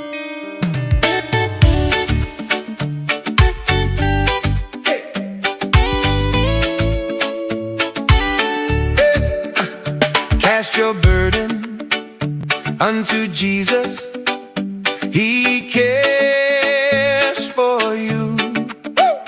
Cast your burden unto Jesus. He cares for you. Cast your burden unto Jesus. He cares for you. Cast your burden unto Jesus, He cares for you. Yeah. Higher, higher, higher, higher, higher, higher, higher. Lift Jesus higher.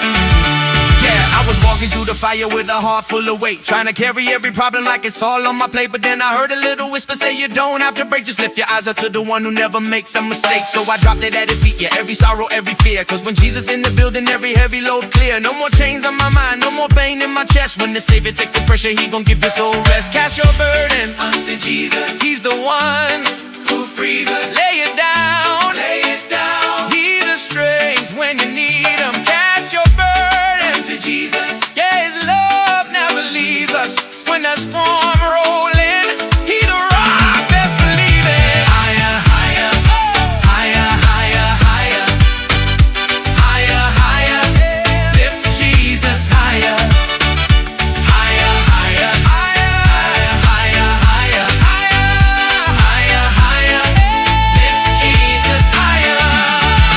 Lower, lower, lower, lower, lower, lower. Stomp Satan lower.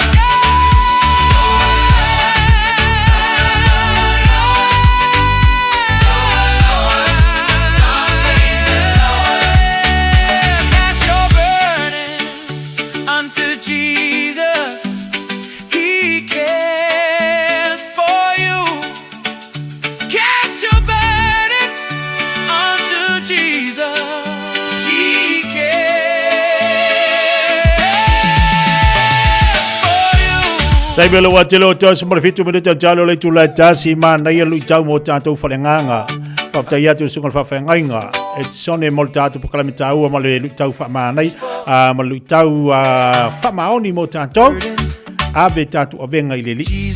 Olo manatu mai oye ya te tato. Amatanga le ya solo fa fonga ile tau ma tango fie.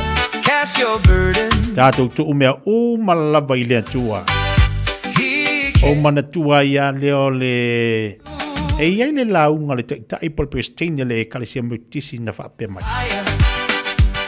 E paua leo le ngaluenga pito silio na faingo fi. O le ngaluenga la tu fai au. Fai mai le tala le saunoanga a lea tai le kalisia.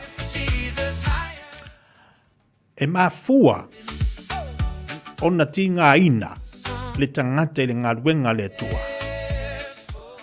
Ona ua no fofua ma fa popole tele o mea. E ele sauninga na sauno e ele sunga le fafenga. Pole tai o pole pristino le kalesia. E o fila tatou lau tele. E mafua ona tele mea ma tatou popole ai. Ma vivesi e tatou ma leanga wa kele me ua mai a tatou. Ma tatou tau ma faile tau avi uma me le teime tasi. Ma na ia le tau ma le fa malasi au. Tatou tu mea uma ile li mea na uwa vifo tatou mama i tu lou fa fonga le tatou watu. Ono le tele o me wai tatou ma fau fau. Fai ma tau relax. Fai ma tau maua se teime tau koma le ma fau fau ma tau koma le tino. Ia, ma tu mea uma ile li. Mea le mea na te popole ai. Mea le mea na te vivesi ai. Mea le mea na atu atu vale ilo lotu. Mea le mea na fa tu pumai ante oi. Le ali mena te iloi le o mausiru maftanga le lima liso so tangata. Tatou tu ile tu o IF so sani mai. Te bele wa telo tos fulu mabili talo le tula tasi. Tau fai atu tatou kalame le sunga le pula le tatou digisel. Wa fo le lato unanga amata mo niva yaso.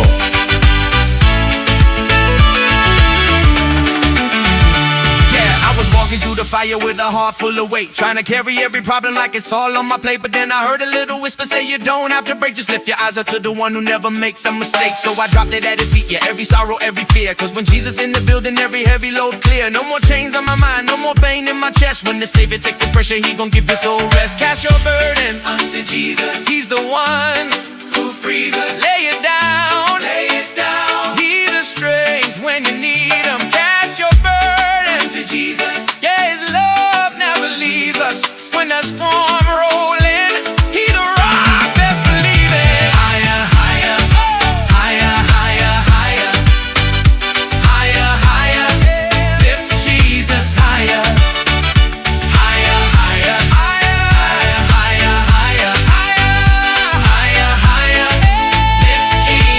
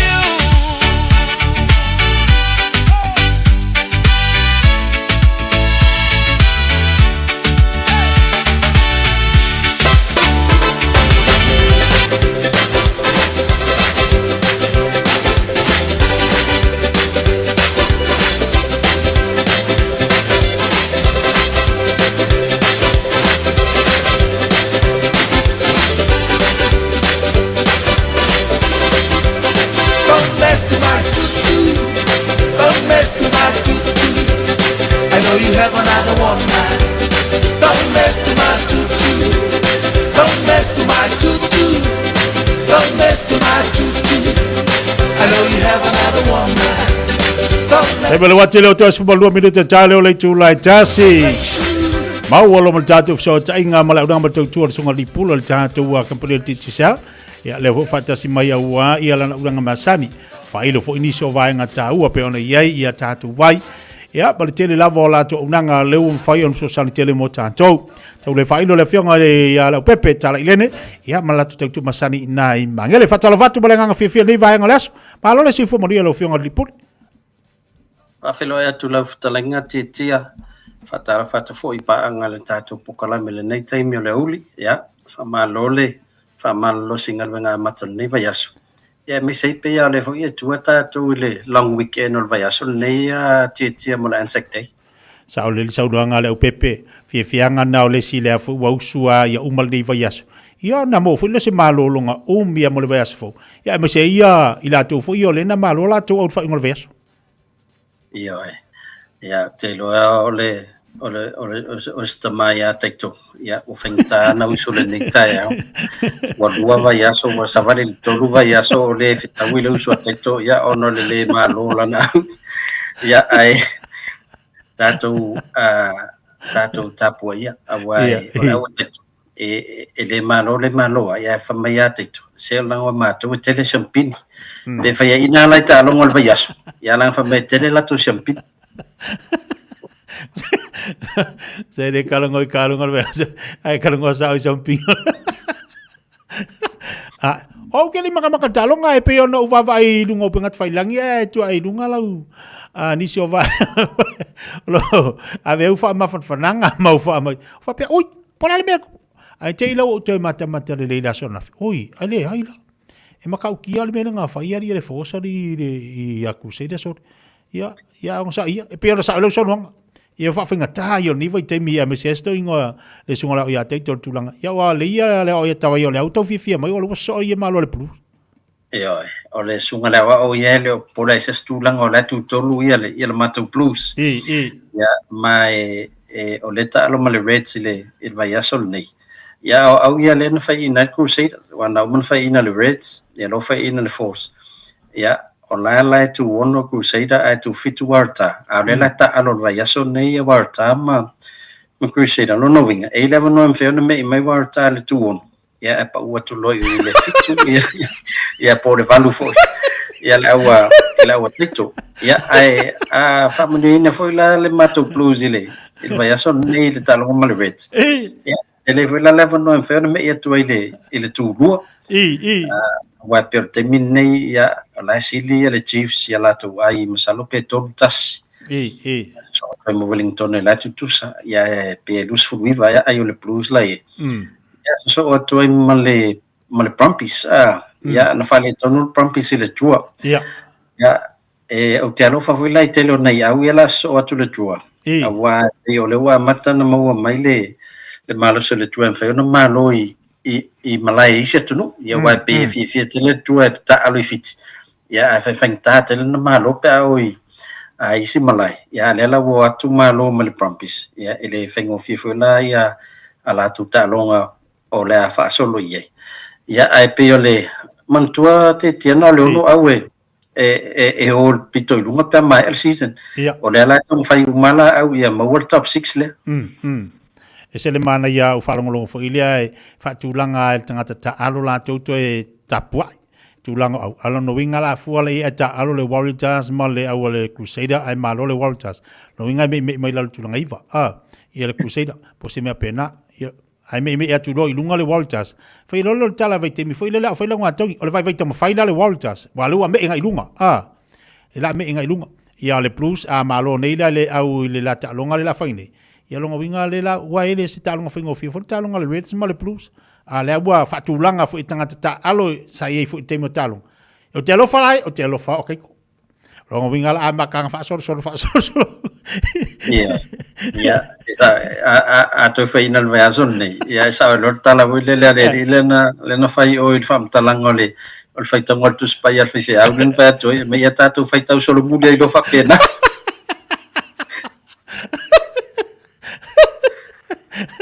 Fai kau mai lalo. Lei, na mal fai ngol veso. Mal fai ngol veso. Fai si pisia. Ia, fai si pisi ono le fua matal tatou whapito al tatou Teacher Sal, al tatou Mother's Day. Ia, mao le ua a matalia le.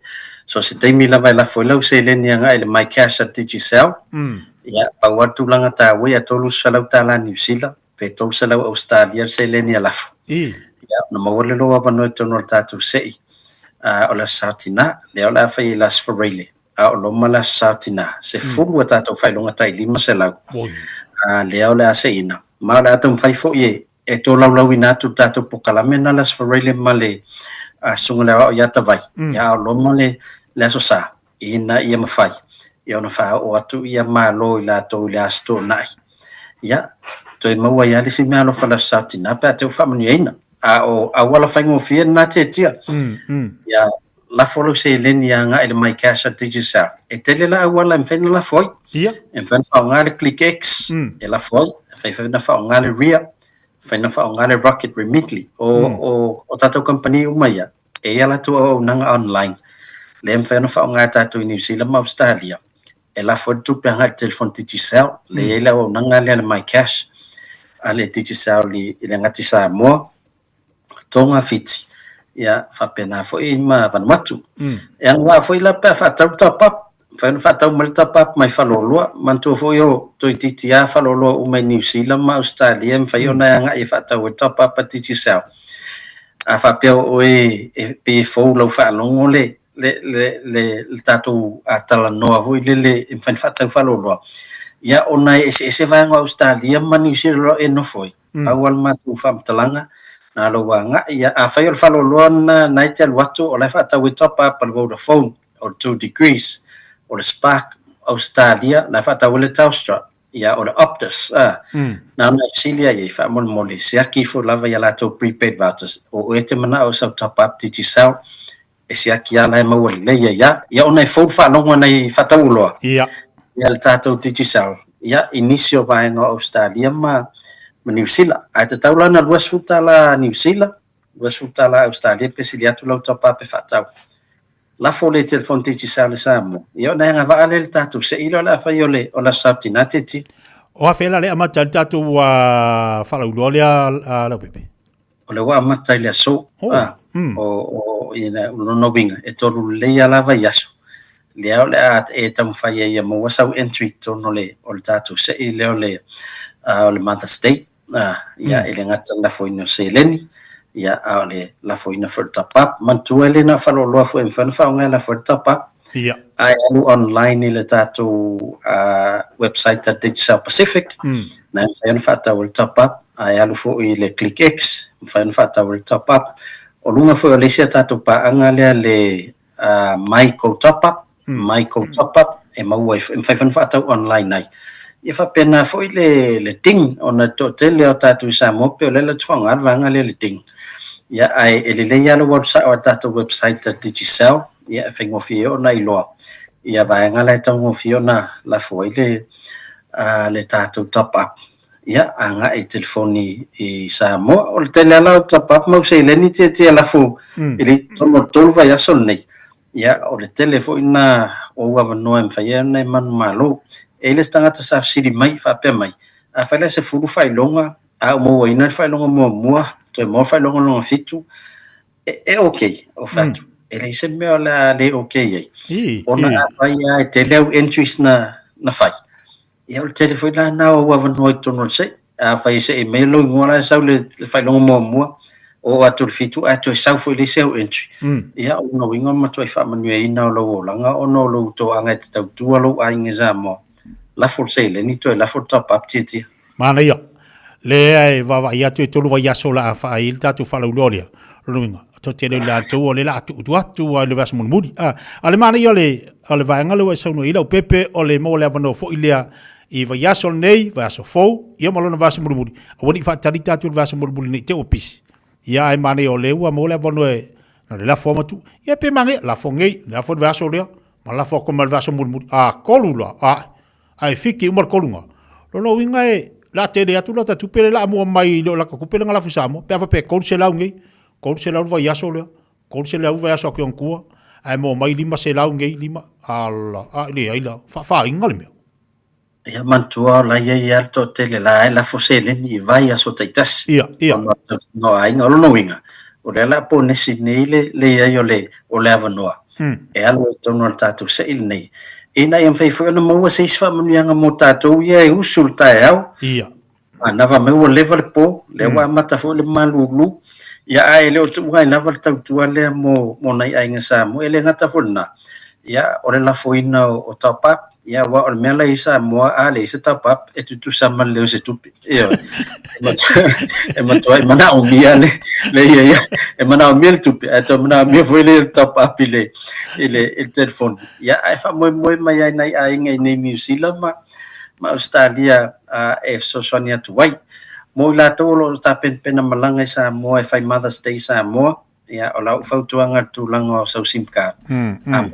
Ale I sim mata fa masani ele fangol I sim e leilena e te reto ta walu falolo e so sim card tu tono telephone download sa o ai lunga o lau telefoni fa ta wa ya malau pando e na fo e mo ia fango fia te na lo walu lunga le kokol type tonu le te sa mo I sim sa lunga ia tato partners na ye e ma fai ona download ai lau I sim I lau telefoni.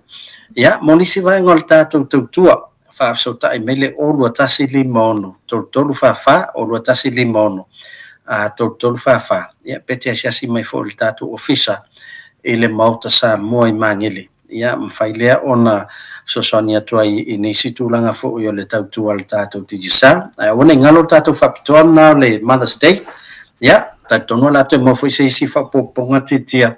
Ya I pokalame fa masunga la wao ele as for really al tato numero o lua tasi limono tolu fa o lua tasi limono tolu fa em fai ona e so tai mai ai malo faftai ya malo faftai tau tua mane fo ile fa lo lewa wa ai atu ba telefon te milang e tu li tato wat no mo se fast nga malo si mo se sosani mo ne tato tangata wala tu pelafo si vangala wisi si vai ngalo sunga le pul tai tia te lola te mo ni si vai ngol tato pokalame ele pokalame malsunga le wa ne veaso ya man mia telefon tiu te la saunia toi fo ne yaso alo fa tai moni fo ne yaso fo mai monia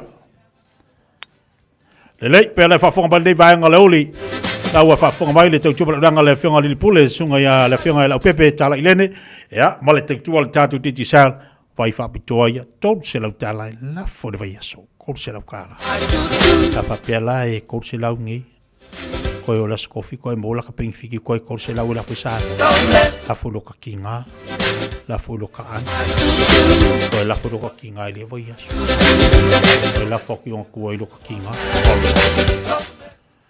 ai saula pe fa o ka ngoia nga la foi ai saula e se ia kunga e sau mo ka ngoa e fa ola lima se la wafi waila kol nga le afiru se la ka kupila nga la ai mo me ka fa mo nga e wafi o lo ka fa sa nga ya fa pero o lo ka fa sa nga lo ko e wafi me nga mai saula ye de ka ko hotel e pa mga kula shocking ba di kuingo lo ba ko ai lo hotel Tato dula vale tu la tasi tato falinga se mai va tu tato telefon ngal betania. O se tala Fiafia nei Samoa, we nei se tautua ma se unanga family noto mai le kampania le City Car watu si tasi dua lua Lincoln Road Henderson te maua iai le tele o tawa la poa band e o foi tatu tawa le laiti tadia foi la tau fa le tonu tongi e talafu mo le tatu cashback a mantatu lima se lausi aga ia tu le lima fe tala fe so te mai ulungia pita perenanto le numera o lua tasi o vale walu fitu lua pe amana mia se tawa le fau molo ainga i le tau malulu citycars.nz. Hey, don't be that guy or that auntie ignoring a sore throat. This isn't just some drinks and lemon tea in your sweet situation. Untreated sore throats can lead to rheumatic fever. Nobody wants that for their family, eh? Go get your Pepe's sore throats checked at your GP, school nurse or pharmacy. It's quick, easy and most importantly, free. So come on, whānau. This summer, take care of your tamariki. Get it checked and get it treated. For more info, hit us up on socials at Stop Sore Throats or visit stopsorethroats.nz. In this update, Wellingtonians are bracing for another lashing after an unprecedented pounding by rain about 4 a.m. Mayor Andrew Little says the city had more rain in an hour than ever before. Tobias McIntosh is out and about. The rain's still pouring as locals are out in full force with shovels and wheelbarrows trying to clear their homes. Silt, rock and debris are blocking roads and floodwaters have smashed through several fences in the suburb of Berhampore, even picking up and moving a shipping container. One person I spoke to was forced to evacuate overnight and is now desperately trying to salvage her belongings before the rain's forecast to pick up this afternoon. Floodwaters are receding in the Whanganui district, whose state of emergency lifted this morning. State Highway 3 is significantly damaged between Moko and Piopio in northern Taranaki and is closed. Flooding and slips have closed the Forgotten World Highway number 43 between Whangamomana and Taumaranui, and the Ruapehu's Uhura is cut off and has a local state of emergency. On the east coast, State Highway 2 is reopened through Waiaweka Gorge, and Highway 35 will reopen tomorrow morning at Punaruku between Hicks Bay and Te Araroa. Mark Mitchell says he has no interest in taking over to lead the National Party. Chris Luxon's today claimed 5 unnamed insiders have been leaking news to the media. It was reported last week Luxon ignored requests from the party whip to discuss his flagging support within caucus. He vehemently denies the claims. Mitchell was asked if he'd be interested in leading the party if approached by MPs. I'm absolutely ruling that out on very old school loyalty matters. And Prime Minister Chris Luxon says Cabinet's open to discussing sending help to the Strait of Hormuz to keep the peace. Shipping has ground to a halt again with the Strait of Hormuz closed. The US still has a naval blockade in place, with President Donald Trump claiming the US Navy has fired on and seized an Iranian-flagged cargo ship attempting to get past. Luxon says there's a number of things our Defence Force could do. You could have P8s that do surveillance, for example, across their bit like we do against North Korean sanctions on their nuclear program. In sport, Shane Flanagan is the second NRL league coach sacked this year. He's been relieved of his duties in charge of St George Illawarra, having lost 7 straight games. English golfer Matt Fitzpatrick has overcome American world number 1 Scotty Scheffler to win a PGA Tour playoff at Hilton Head Island in South Carolina. He completed the feat with a 12-foot birdie putt on the par 4 18th after the pair finished at 18 under in regulation. Scott Dixon has secured his first podium finish of the IndyCar season. He's finished 3rd in Long Beach, California, after starting 6th on the grid. Dixon's Chip Ganassi teammate Alex Palou won, and Scott McLaughlin finished 6th, Marcus Armstrong 24th. That's sport. Hey, hey!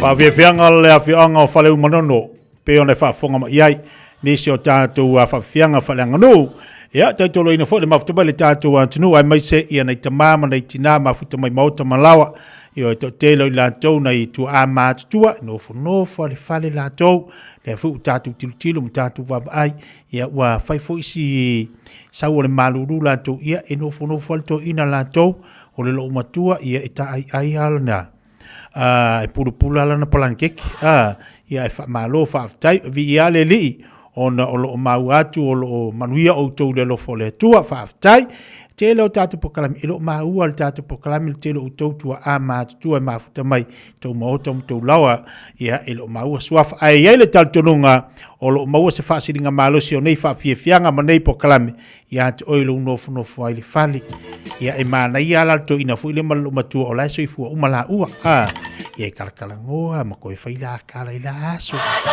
ia e wa kwa mai ki va ku lai puki ai alta ma fu ile ru fa ilangi le fa ilangi fo la ngal tina e no fo tama ia la si me fa ia na pawala me fa longo le tio ia pe fu ngal lo makua o le tama ia o le vana tuua le mafutanga e o mo te mine ino fono ia ngofongofa ngasi no makua o tinala anu fono fola ile malolo la langa ile mea ko siaku le mea ia filifili yaku le lapiko ia o le langa ko le sipiko o pulo o kanga alunga o ula o sei o mea taulima e o kama ilima to le lo matua e fu la si ko inga o fa penga e fu la sko ingo fa pena fu la tua wa haru la to la tua langa kanga la tu la langa I pulo o ato I o kanga alunga ia fa malo fa tai ya tu to ma futa mai pe tato pakal me fa nga solo pe ona yele nei tai o nei ya ulo le asanga fua ma tal tolunga o manuia me o malelo fa lele la isi me silo na tau le mau le aingo le fia io e po a me tatu te mobiliaso male aso ale ai se fiafia ia e te langona yo tino ai a fa pe o le ale fo ia le tu yo lim le ale fo ia le tu lu ai ai a batu e mar fiafia o ka wa se lau pasing se lau pasing wa na te loa le fiafia I tono lu ai nga se sauanga o le alisa mali e lengi o ka se manga ala ma kwa fiafia umle ai nga ba talo watu tatu proclame e niso ila to lunga tatu YouTube fatalo fati a Liz Lam e a faftele mafta mai alo fatu fo isi o tua a e a fa malo atu ia siniva tapu so malo faftele mafta mai fatalo fatu na fumua tuna fu amua lo mafuta mai dunga tatu pokalame ia le fata sima nai Brisbane au Italia lo fa anga fa ni sinia o le advance uso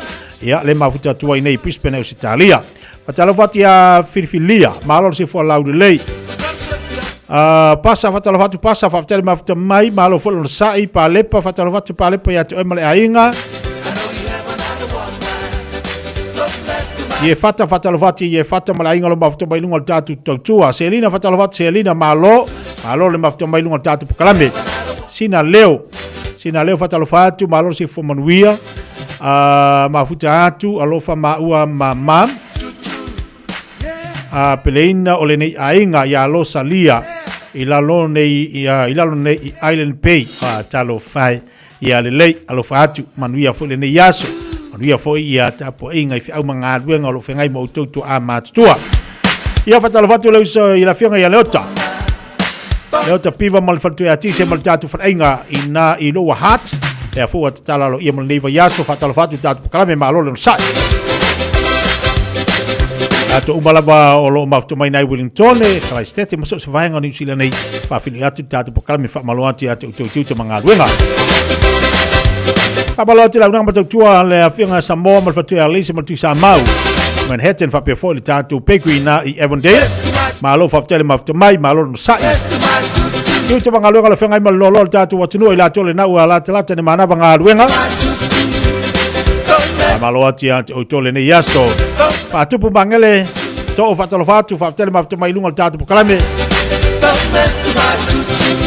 ya se mal tatu fa fianga lea tatu atu sa I mai la unanga mal tatu Enterprise Ya la vatu foi leo tatu fasi silanga dei vanga le uli. Suru minuto c'è nelle July tassi.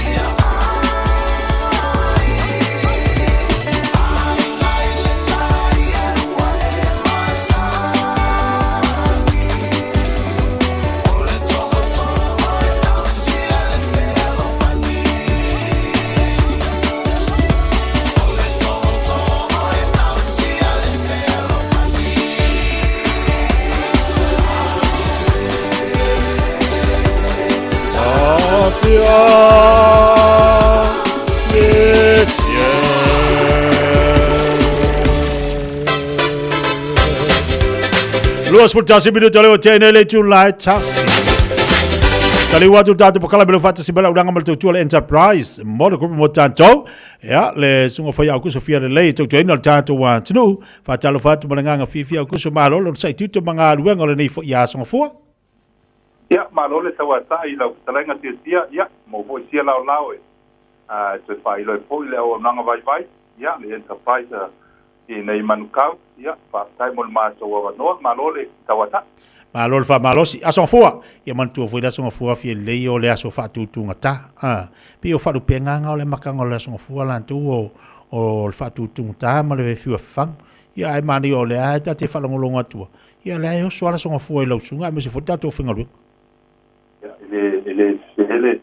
le sa no nga tia ya o la son le ta o to nga me fo le o pa ku sa o a ku ya ma ya so ya le mo wa lo a fa mal pa ya pa ya e ku o yo si fa lu pega fa popola nga la songo fo malo fa vitai malo tau tu tatu watino te lo na u faisi pisi ya am tanga le vaya so la tau la fatua aguso o ni vai nga tau fa ilo mo fa fonga tatu watino le nei o ya fa tai mo ma to wa no ya fa tai fo le tatu le jo ya mo le ngalo no fa pe fo i wa wale fa la wi lo fo i le malo so tatu watino ya le o nga vai ya mo fo le nei la e fa ta lo fa ma o fo lo fa tu ya le tato enterprise nei manukau ya ile pa ia male malo se tato wa tunu yu tulanga fa lupe ya pa style to le fo tato sto te lo ilu mono ya lo to no ile lo fa male tau singa se tato wa matayo le lang ya ole o tulanga lo ye il tulanga tato nanga nei i manukau ya lo tele mano no e tato wa ta vale lo fa pitoa ya amata tu ile kitua ke iwa se lau i malima ia mai fa ato telo na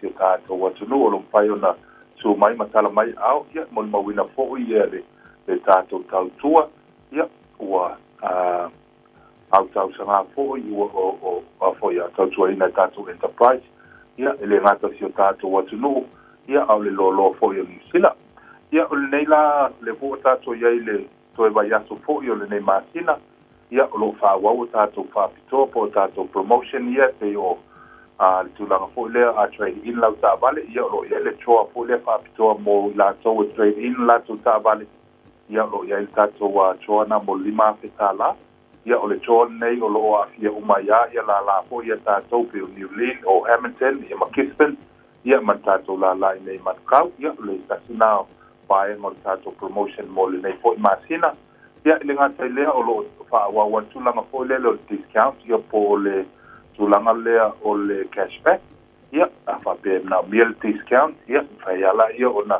abela ta vale le ta wa pa u ia na mi fo sina seleni ia lo fa ona ia i wa na ia mo le sila fia se ta to wa no ia mo ni si fam talanga ia lo mana ia man ia so po se ava no su mai matala mai au tele mano no e tato ta vale a mata mai ta vale la iti mo hatchback ia o tama fo ia o hybrid pe o to tele nai a inga lo sa ili tulanga le ono ta fo ia le pensini ia lo ia fo ia tato ta vale ia mo le malo se tato o no SUV tulanga people mover ia po ta vale ia o van mo na ia inga tele ia a mai se tato piki a po lo pa ia mo mai ia tulanga lunga tato website ale mo fola sava no suma yai matala mai au o ia tato website now enterprisecast.co.nz e ma fai ona e su yai lunga lo fai ona mo mai tato ta vale fai fona fanga yo email o finance lo to futa vale ma le link lo yai au tafa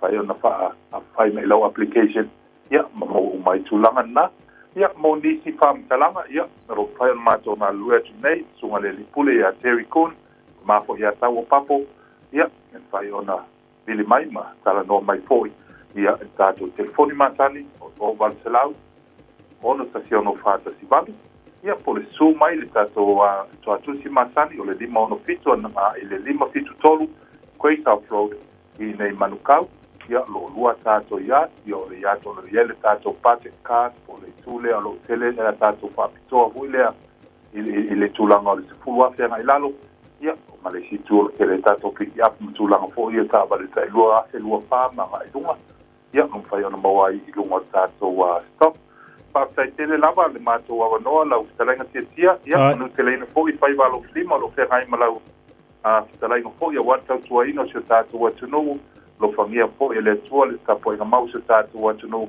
tato fe loa I se mala mo bua lo fa malanga le tua ia ai fa so fo ina mo taimine Alo wa ftai tele la songa ko Sofia le mo tato po kalame ai mai se foto to ino tato wa tunu ulua sul fitu bilito cha nei le tu la tasi Pala wana le telefone Fiafia le songa ko Sofia le olu ofa o iva fitu o lu on fa Pol telefone le fisa le lua fitu ono o te mo ele tau tau nanga le enterprise mo ko mo tato tali mai mo tato fa linga lo tonu mai Niso tato fa silanga wale no fisi fil tato wa tunu Aure ngalo saulo mingal tato tu sel va fili mal tato tu ser songa Olo mo tato tu sina lu tato ofisa pe on fa iluato fitu ful tala tato tu se tasi Mau tato tu si pe vala tato telefoni lu no tasi lima tolu lu no tasi lima iva tolu pe te su mali tato tu atu sel tolu pa tolu wono hopeful every day I manu kau La tau malawai fi okane la tu si online tangayane le subradio.samoa.co.nz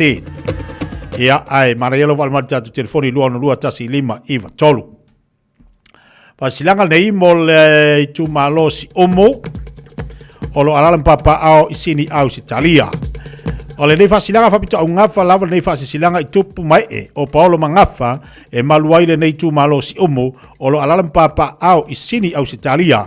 Ole paia au asa Samoa ainga lua maliu mai ia tu male ainga sa tu le fale lua o tu la fale o fonga le alantaua o taile uo male fale tolu. O se upu mai mulivai Mamaoto tofinga ua taunu nei isini le tusi fa'alolo mai al tatu tumalo mai Samoa o le talo fa'alolo tuai I tupu mai ai mai so Paulo mangafa e maluai le nei tumalo si umo o lo alala ma papa au isini au Italia o le afaia le tatu afunatanga I le aso tolo me I le no fanga e pei ona ta'u I lalo to atusi o le Quackery Hills Community Center ono Kamana Street I New South Wales I le 255 fitu I Ausitalia taimi e whaiai le tūlai whai le fiafi mana mia so utou finangalo I le tusina au mai Samoa I se o tātu tūmalo e pele o si umo tal si le lofo le tua I taita I atua ilo tō se fua ma so mātu wola I le aso wa ato whaina maonisa whamtalanga wala au mai le telefoni o le o fa o iwa fitu walurua o fa o iwa fitu walurua whaftai sa ini ali mwhai pule o si umo o lo alalam papa au isini au Italia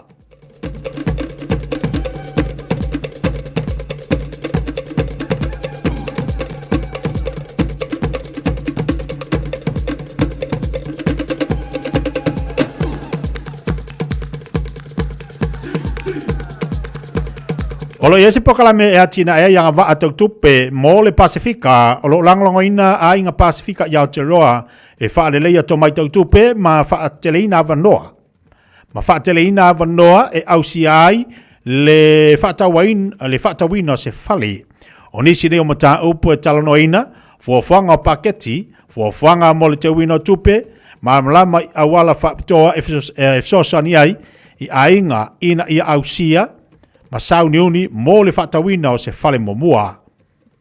O le whamoe nga ia lango I ainga o le Pasifika ina ia mawhai o na whamautuina ainga ma isi au ngā tupulanga mo le lumanai ia tunu le sini ma le whamoe o le whatawina o se whale. Whamalsia ainga ina ia ilantou le to mai le whaongaina ma le se feino tupe. Ma ia le se furu walu tausanga nga ilunga ia no whamau ma ia si tiseni I New Zealand. O nei pokalame e ofo ina atu le lango e le se tongi I lalo le whamalmalunga o le tamaita I pule sili. Le awhionga ia atu puola roine le ala au loto. Tātou awai whaatasi I aso nei wa tā ua aso lua samaleiwa Aprila. Aso ono me, se furu maltolo me, lua fito me, I le tātou hori nā te puke o tara. Moni se whamtalanga wala mai I a lisi pe sa mino le whau I le olu tasi, ono whavalu I walim o ea e te whafsiri iai.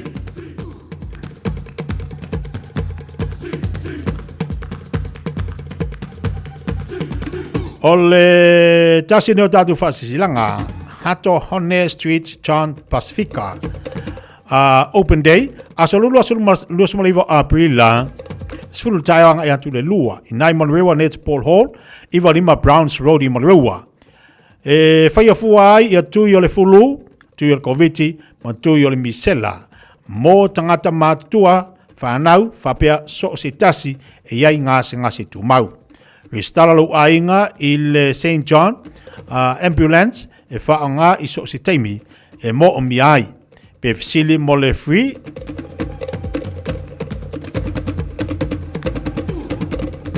Mau awa noa I o onga o le first aid, moni sui o latu o ekalesia. Mau awa noa I o onga o le first aid, moni sui o la auto ekalesia, po o maftanga iai le po kalame whawo mo tangata nofo to tasi.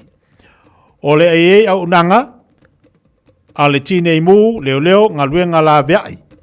A le Auckland Council mo le anoano ai o au unanga wha le soifua. Maloloina I le aso whaftai.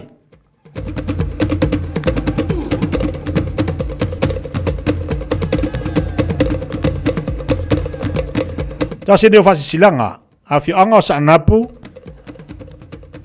a whioanga o sa apunawa I whale alili. O le ale paia wha a tiu a au, Loloa pa o Samoa amata mai le one le uftia na ili tai samsamo tui manua se ia pa ia mai le mauta o tomo tai o nā whanua pe o te toe taina le ulufao pe o te toe sa saina fo i le fale e pe o le whaiva o paula a wao Samoa o le ia I vivia le ngā whatauri maina se whamtalanga vai tulou. Ai whasina tono le whasisilanga taua I alo mtama whanau le nei nuu o sāpunau ai whale alili. Whapea Feoi o le tala lei o loo whaatunu paulia I so se whata whaitaulanga I au kila nei. Ao ni paola fōi mani ngawha, sau sema I malu ai le nei nuu. O whalitua matausi, o saawao ai mai se le malo se le nuu. E iei le manatu maulunga, o lea uatasi nei le whaaftinga o aleanga I le tō whaata tala ma le manatu whaalia, o le tātou nuu mai le tātou whono taluai, o le awhatonu ina lava ia le tātou lotu wha manatu e pei o na fufuaina, I le aso tonai a saunei aso lua se furu le lima. O Aprila, I le tula se furu le taiao. No whanga whaiai, Presbyterian Church I Onehanga, o le Tunumanutonu lava Great Street ma Onehanga Mall. E whamanata atu fōi ma le anganga mo lalo lava, e whaita I tai le tātu whaamoemoe, a wa lava se tātu tari ngā sua. E iai le manatu mawalunga, la tātou awai uma I le aso pe atu sai ma le whina ngalo alofo le tātou atua. E tai manui atu ai lo tau se fua ma so mātou wala. Mo niso whamtalanga whafso tai mai telefoni o lua lua 5 lua tasi valuiva toluvalu. O lua lua 5 lua tasi valuiva toluvalu. Wha mole. Sai nia le nei wha sisilanga taua e le sunga le toi ina ia Josefa Patea o le wha tamao le tātou maftanga le awhionga I le teitei whono. Ia fui mono tui loma petivia male laulau a whono whaaftai.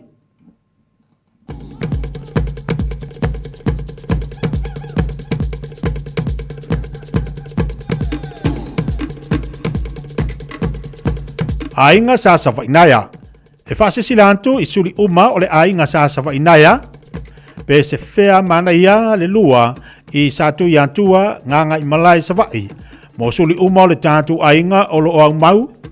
I so se tafa o Aotearoa o le awhaia o le tātou maftanga I le aso tona I nei aso 25 I no whanga I nai Mount Albert Sina Hall tolu a Wairere Avenue I nai Mount Albert taimi whaiai o le awhali tula se fulmaltasi I le taimi pālangi. Whamole o le a le whaatalia le tātou whono I lo tuai mai. E le leilo awai mai I tātou whontanga I te sila fiai ma tā upu o lo tala noina wha mai moi le alofo le atua o le a tātou whelo ia I le aso ua ato whaina whaafitai.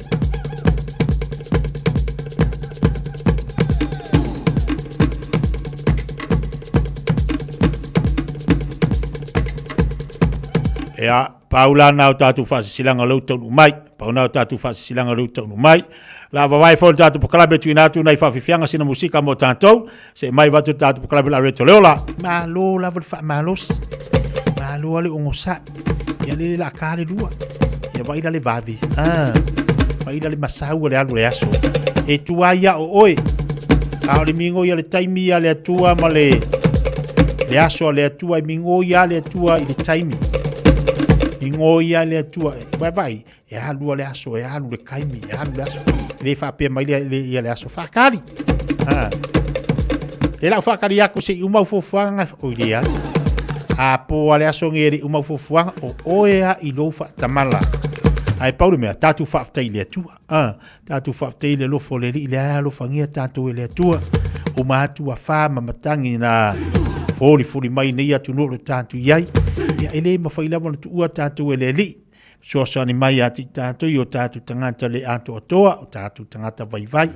Ai longo i tangata ato otoa. Ai ele tātou tali tonunga e atoa mea uma i le li. Sosani mai lo tātou vai. Sosani mai tātou fuafuanga. Ia sosani mai fo i tātou mawhauwhaunga langa o kako o le whai mawhauwhaunga le kura ia. O kang kako fuafuanga. Kako mawhauwhaunga i ngā kikini. Toi luas fulu rua minita tāleo le tūlai lua.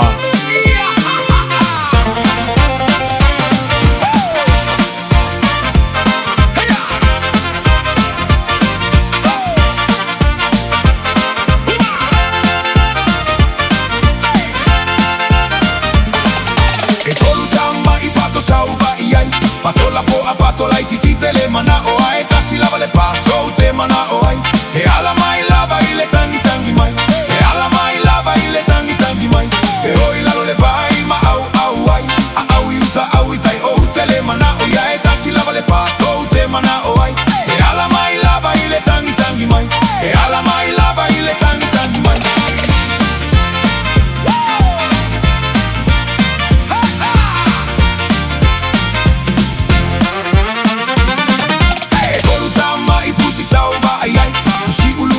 Papa etele mana o ai tasi lava le pusi o te mana o ai le pusi le ai usita I mai le pusi le ai usita I mai e oi la le vai ma au ai au ita o te le mana o ai tasi lava le pusi o te mana o ai o le pusi le ai usita I mai o le pusi le ai usita I mai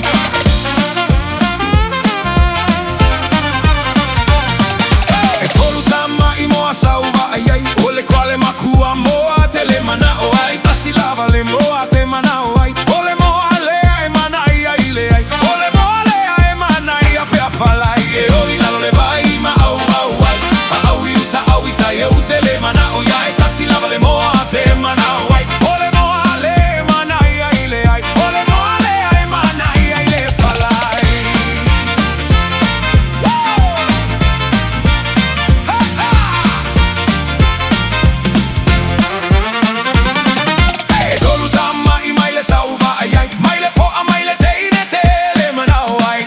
le mai le o te mana o ai ole mai le ai alo vai ole mai le ai alo vai oi la le vai ma au ai au itai te le mana o ai tasi lava le mai le o te mana o ai ole mai le ai alo vai ole mai le ai alo vai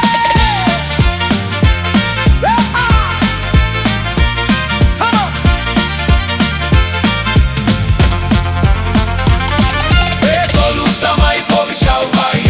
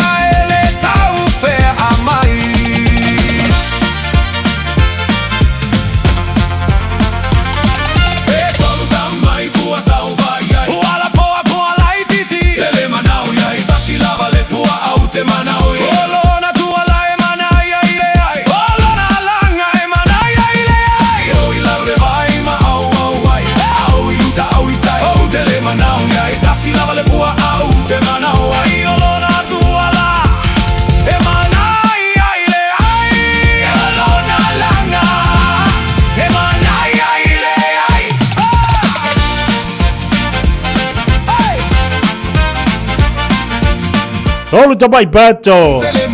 Ova yai. Pese le o manga kua ia le sida o makua ngang kai ia le fong kaka. O ia la lo makua la lia. O langa au o le miki. Anga umar kakalor kalosanga kua e lo malo makua usu lo mo le pese. Ia pe pese lo mo le mafanga re vavi hau. Ai pe melo makua. Ia o le fa balosi mo tatou o miti. Miti. A tātou mawhau le miti al tamana i Iosefa. Oka ma tau tia. Tia le miti a Iosefa. Tu mai le miti a Jakopo, se miti na mana ia. E ale miti a whalau. Lena whai mai ai. Ala e ua ai atu le whatuanga. Wa ai e poi pepeti. Poi puputa. Ai e matau tia le miti. Ole ai e poi peki poi pae. Ai ma le miki alo ma. Ai le miti e whala. Ai e poi peki. Ai e poi peki poi pupuku. Ale e poi pae e miki.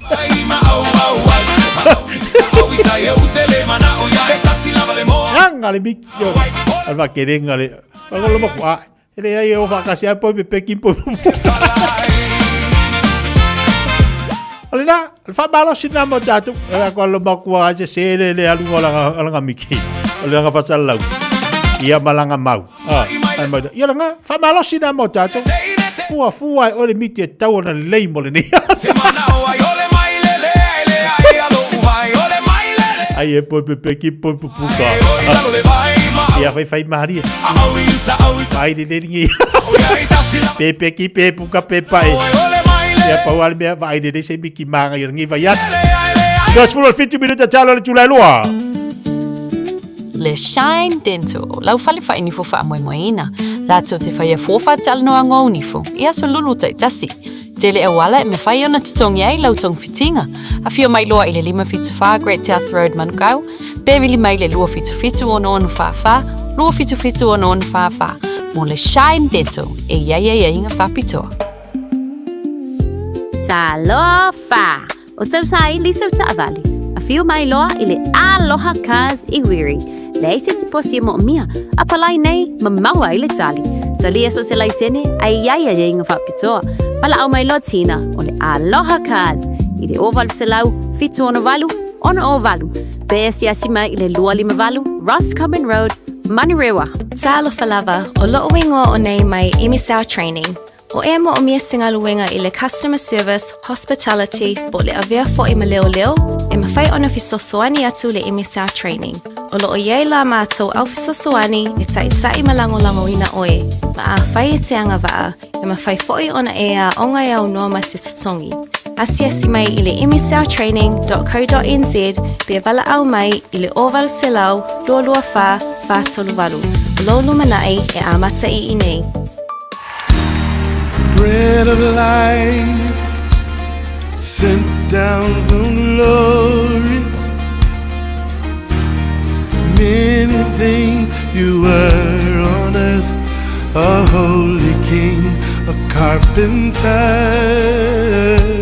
but you are the living word. Say it now. Come on.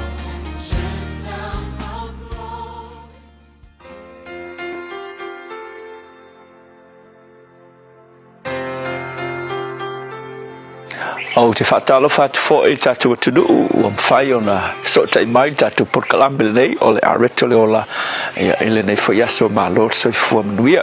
O le tusia luka ala mta upe lima ala whai upe valu whapea ua iloa e Simona Peteru o na whapa ulea o ia I tuli vai o Yesu ua whapea mai leli ie I na maliu e se atuia oe ia te au awa o au le tangata angasala.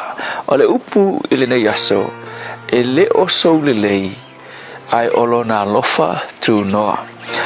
O le fasili ai se ana ai vaagi le tala lea na whaia e Yesu le vavenga I le aso lea ma le mea le lei mo Peteru ina ua uma na whao ngā Yesu le vao Peteru o na whai leo Yesu ia Peteru tu le vaa I le loloto ai fai mai ia le tala Peteru ia Yesu ai se wow ki inga mako le me ko wala fai mai ku ia o mako ki inga ai ona o la fetalainga o te tu I fai le peka ia ku uro I lalo le peka e umai le va venga le me utupu ua si o mea le au I ate le fai mai e lua va anka uma fai e toso mai le upenga ua makua kumu ia a le whawhita uli la inga ua uma le va venga ai sau Simona Peteru fai mai ua whapa I vai o Yesu ma whapea kuia Yesu e alu esia kuia ma o au le tangata anga sala lela I fesiri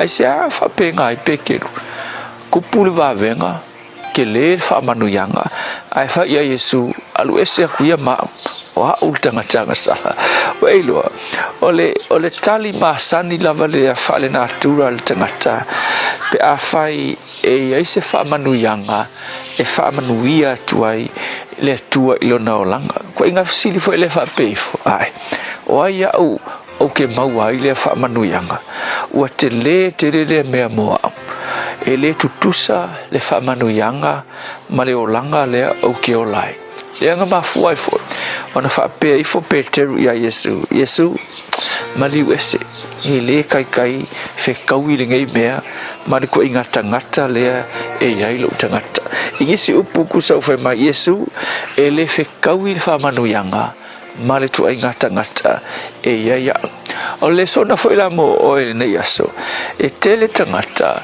ua punitia whamanuyanga le tua I o lata uolanga e mafua mai I le manatu lea I le tūlanga o lo o iai I latou malona manatu ifo I lona tangata ua kangoa ia tuu ia I lalo me whele ole low self-esteem e maua lalo low manatu ifo oe ia te oe ke whape ifo o hao le tangata leanga e le mawhainga o lelei e le mawhainga o pei o kangaka lea leanga wa ua ia o lo ua o langa e leanga lo o langa but e manatua le mele nei o le alofa o le tua e le fuaina I sau lelei masau mea e whai ai fua I le mawalunga o lo na alofa tu noa whai mai kali Yesu whai a pekeru inga ua whapenga Peteru whai mai Peteru aua I ke fefe e a maka ngei o ngā suia lo wolanga ma e maua tangata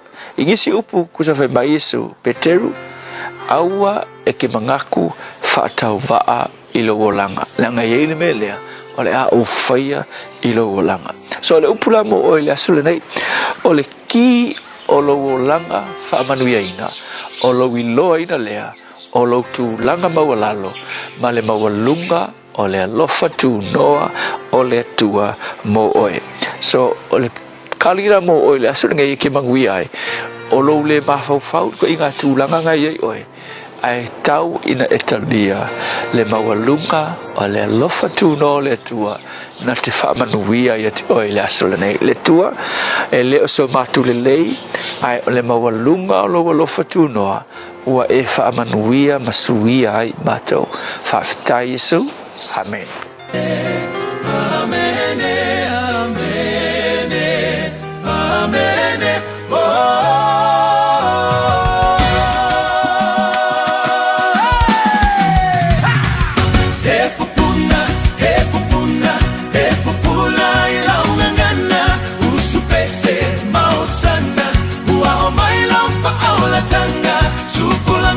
Lama lama, esu ya ilo langa, e popuna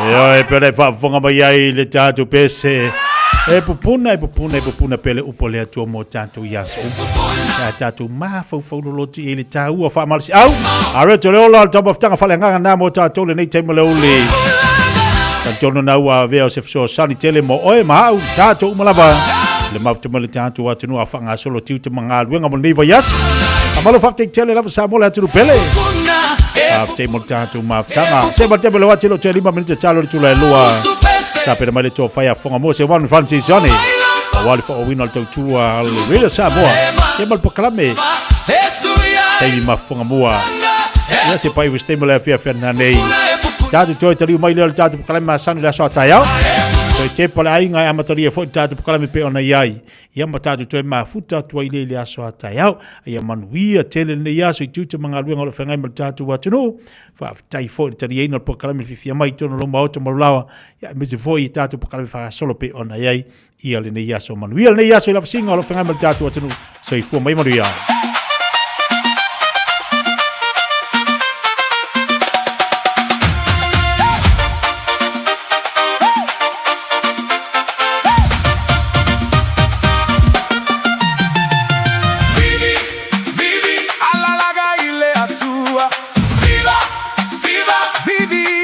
Suafa, ualo o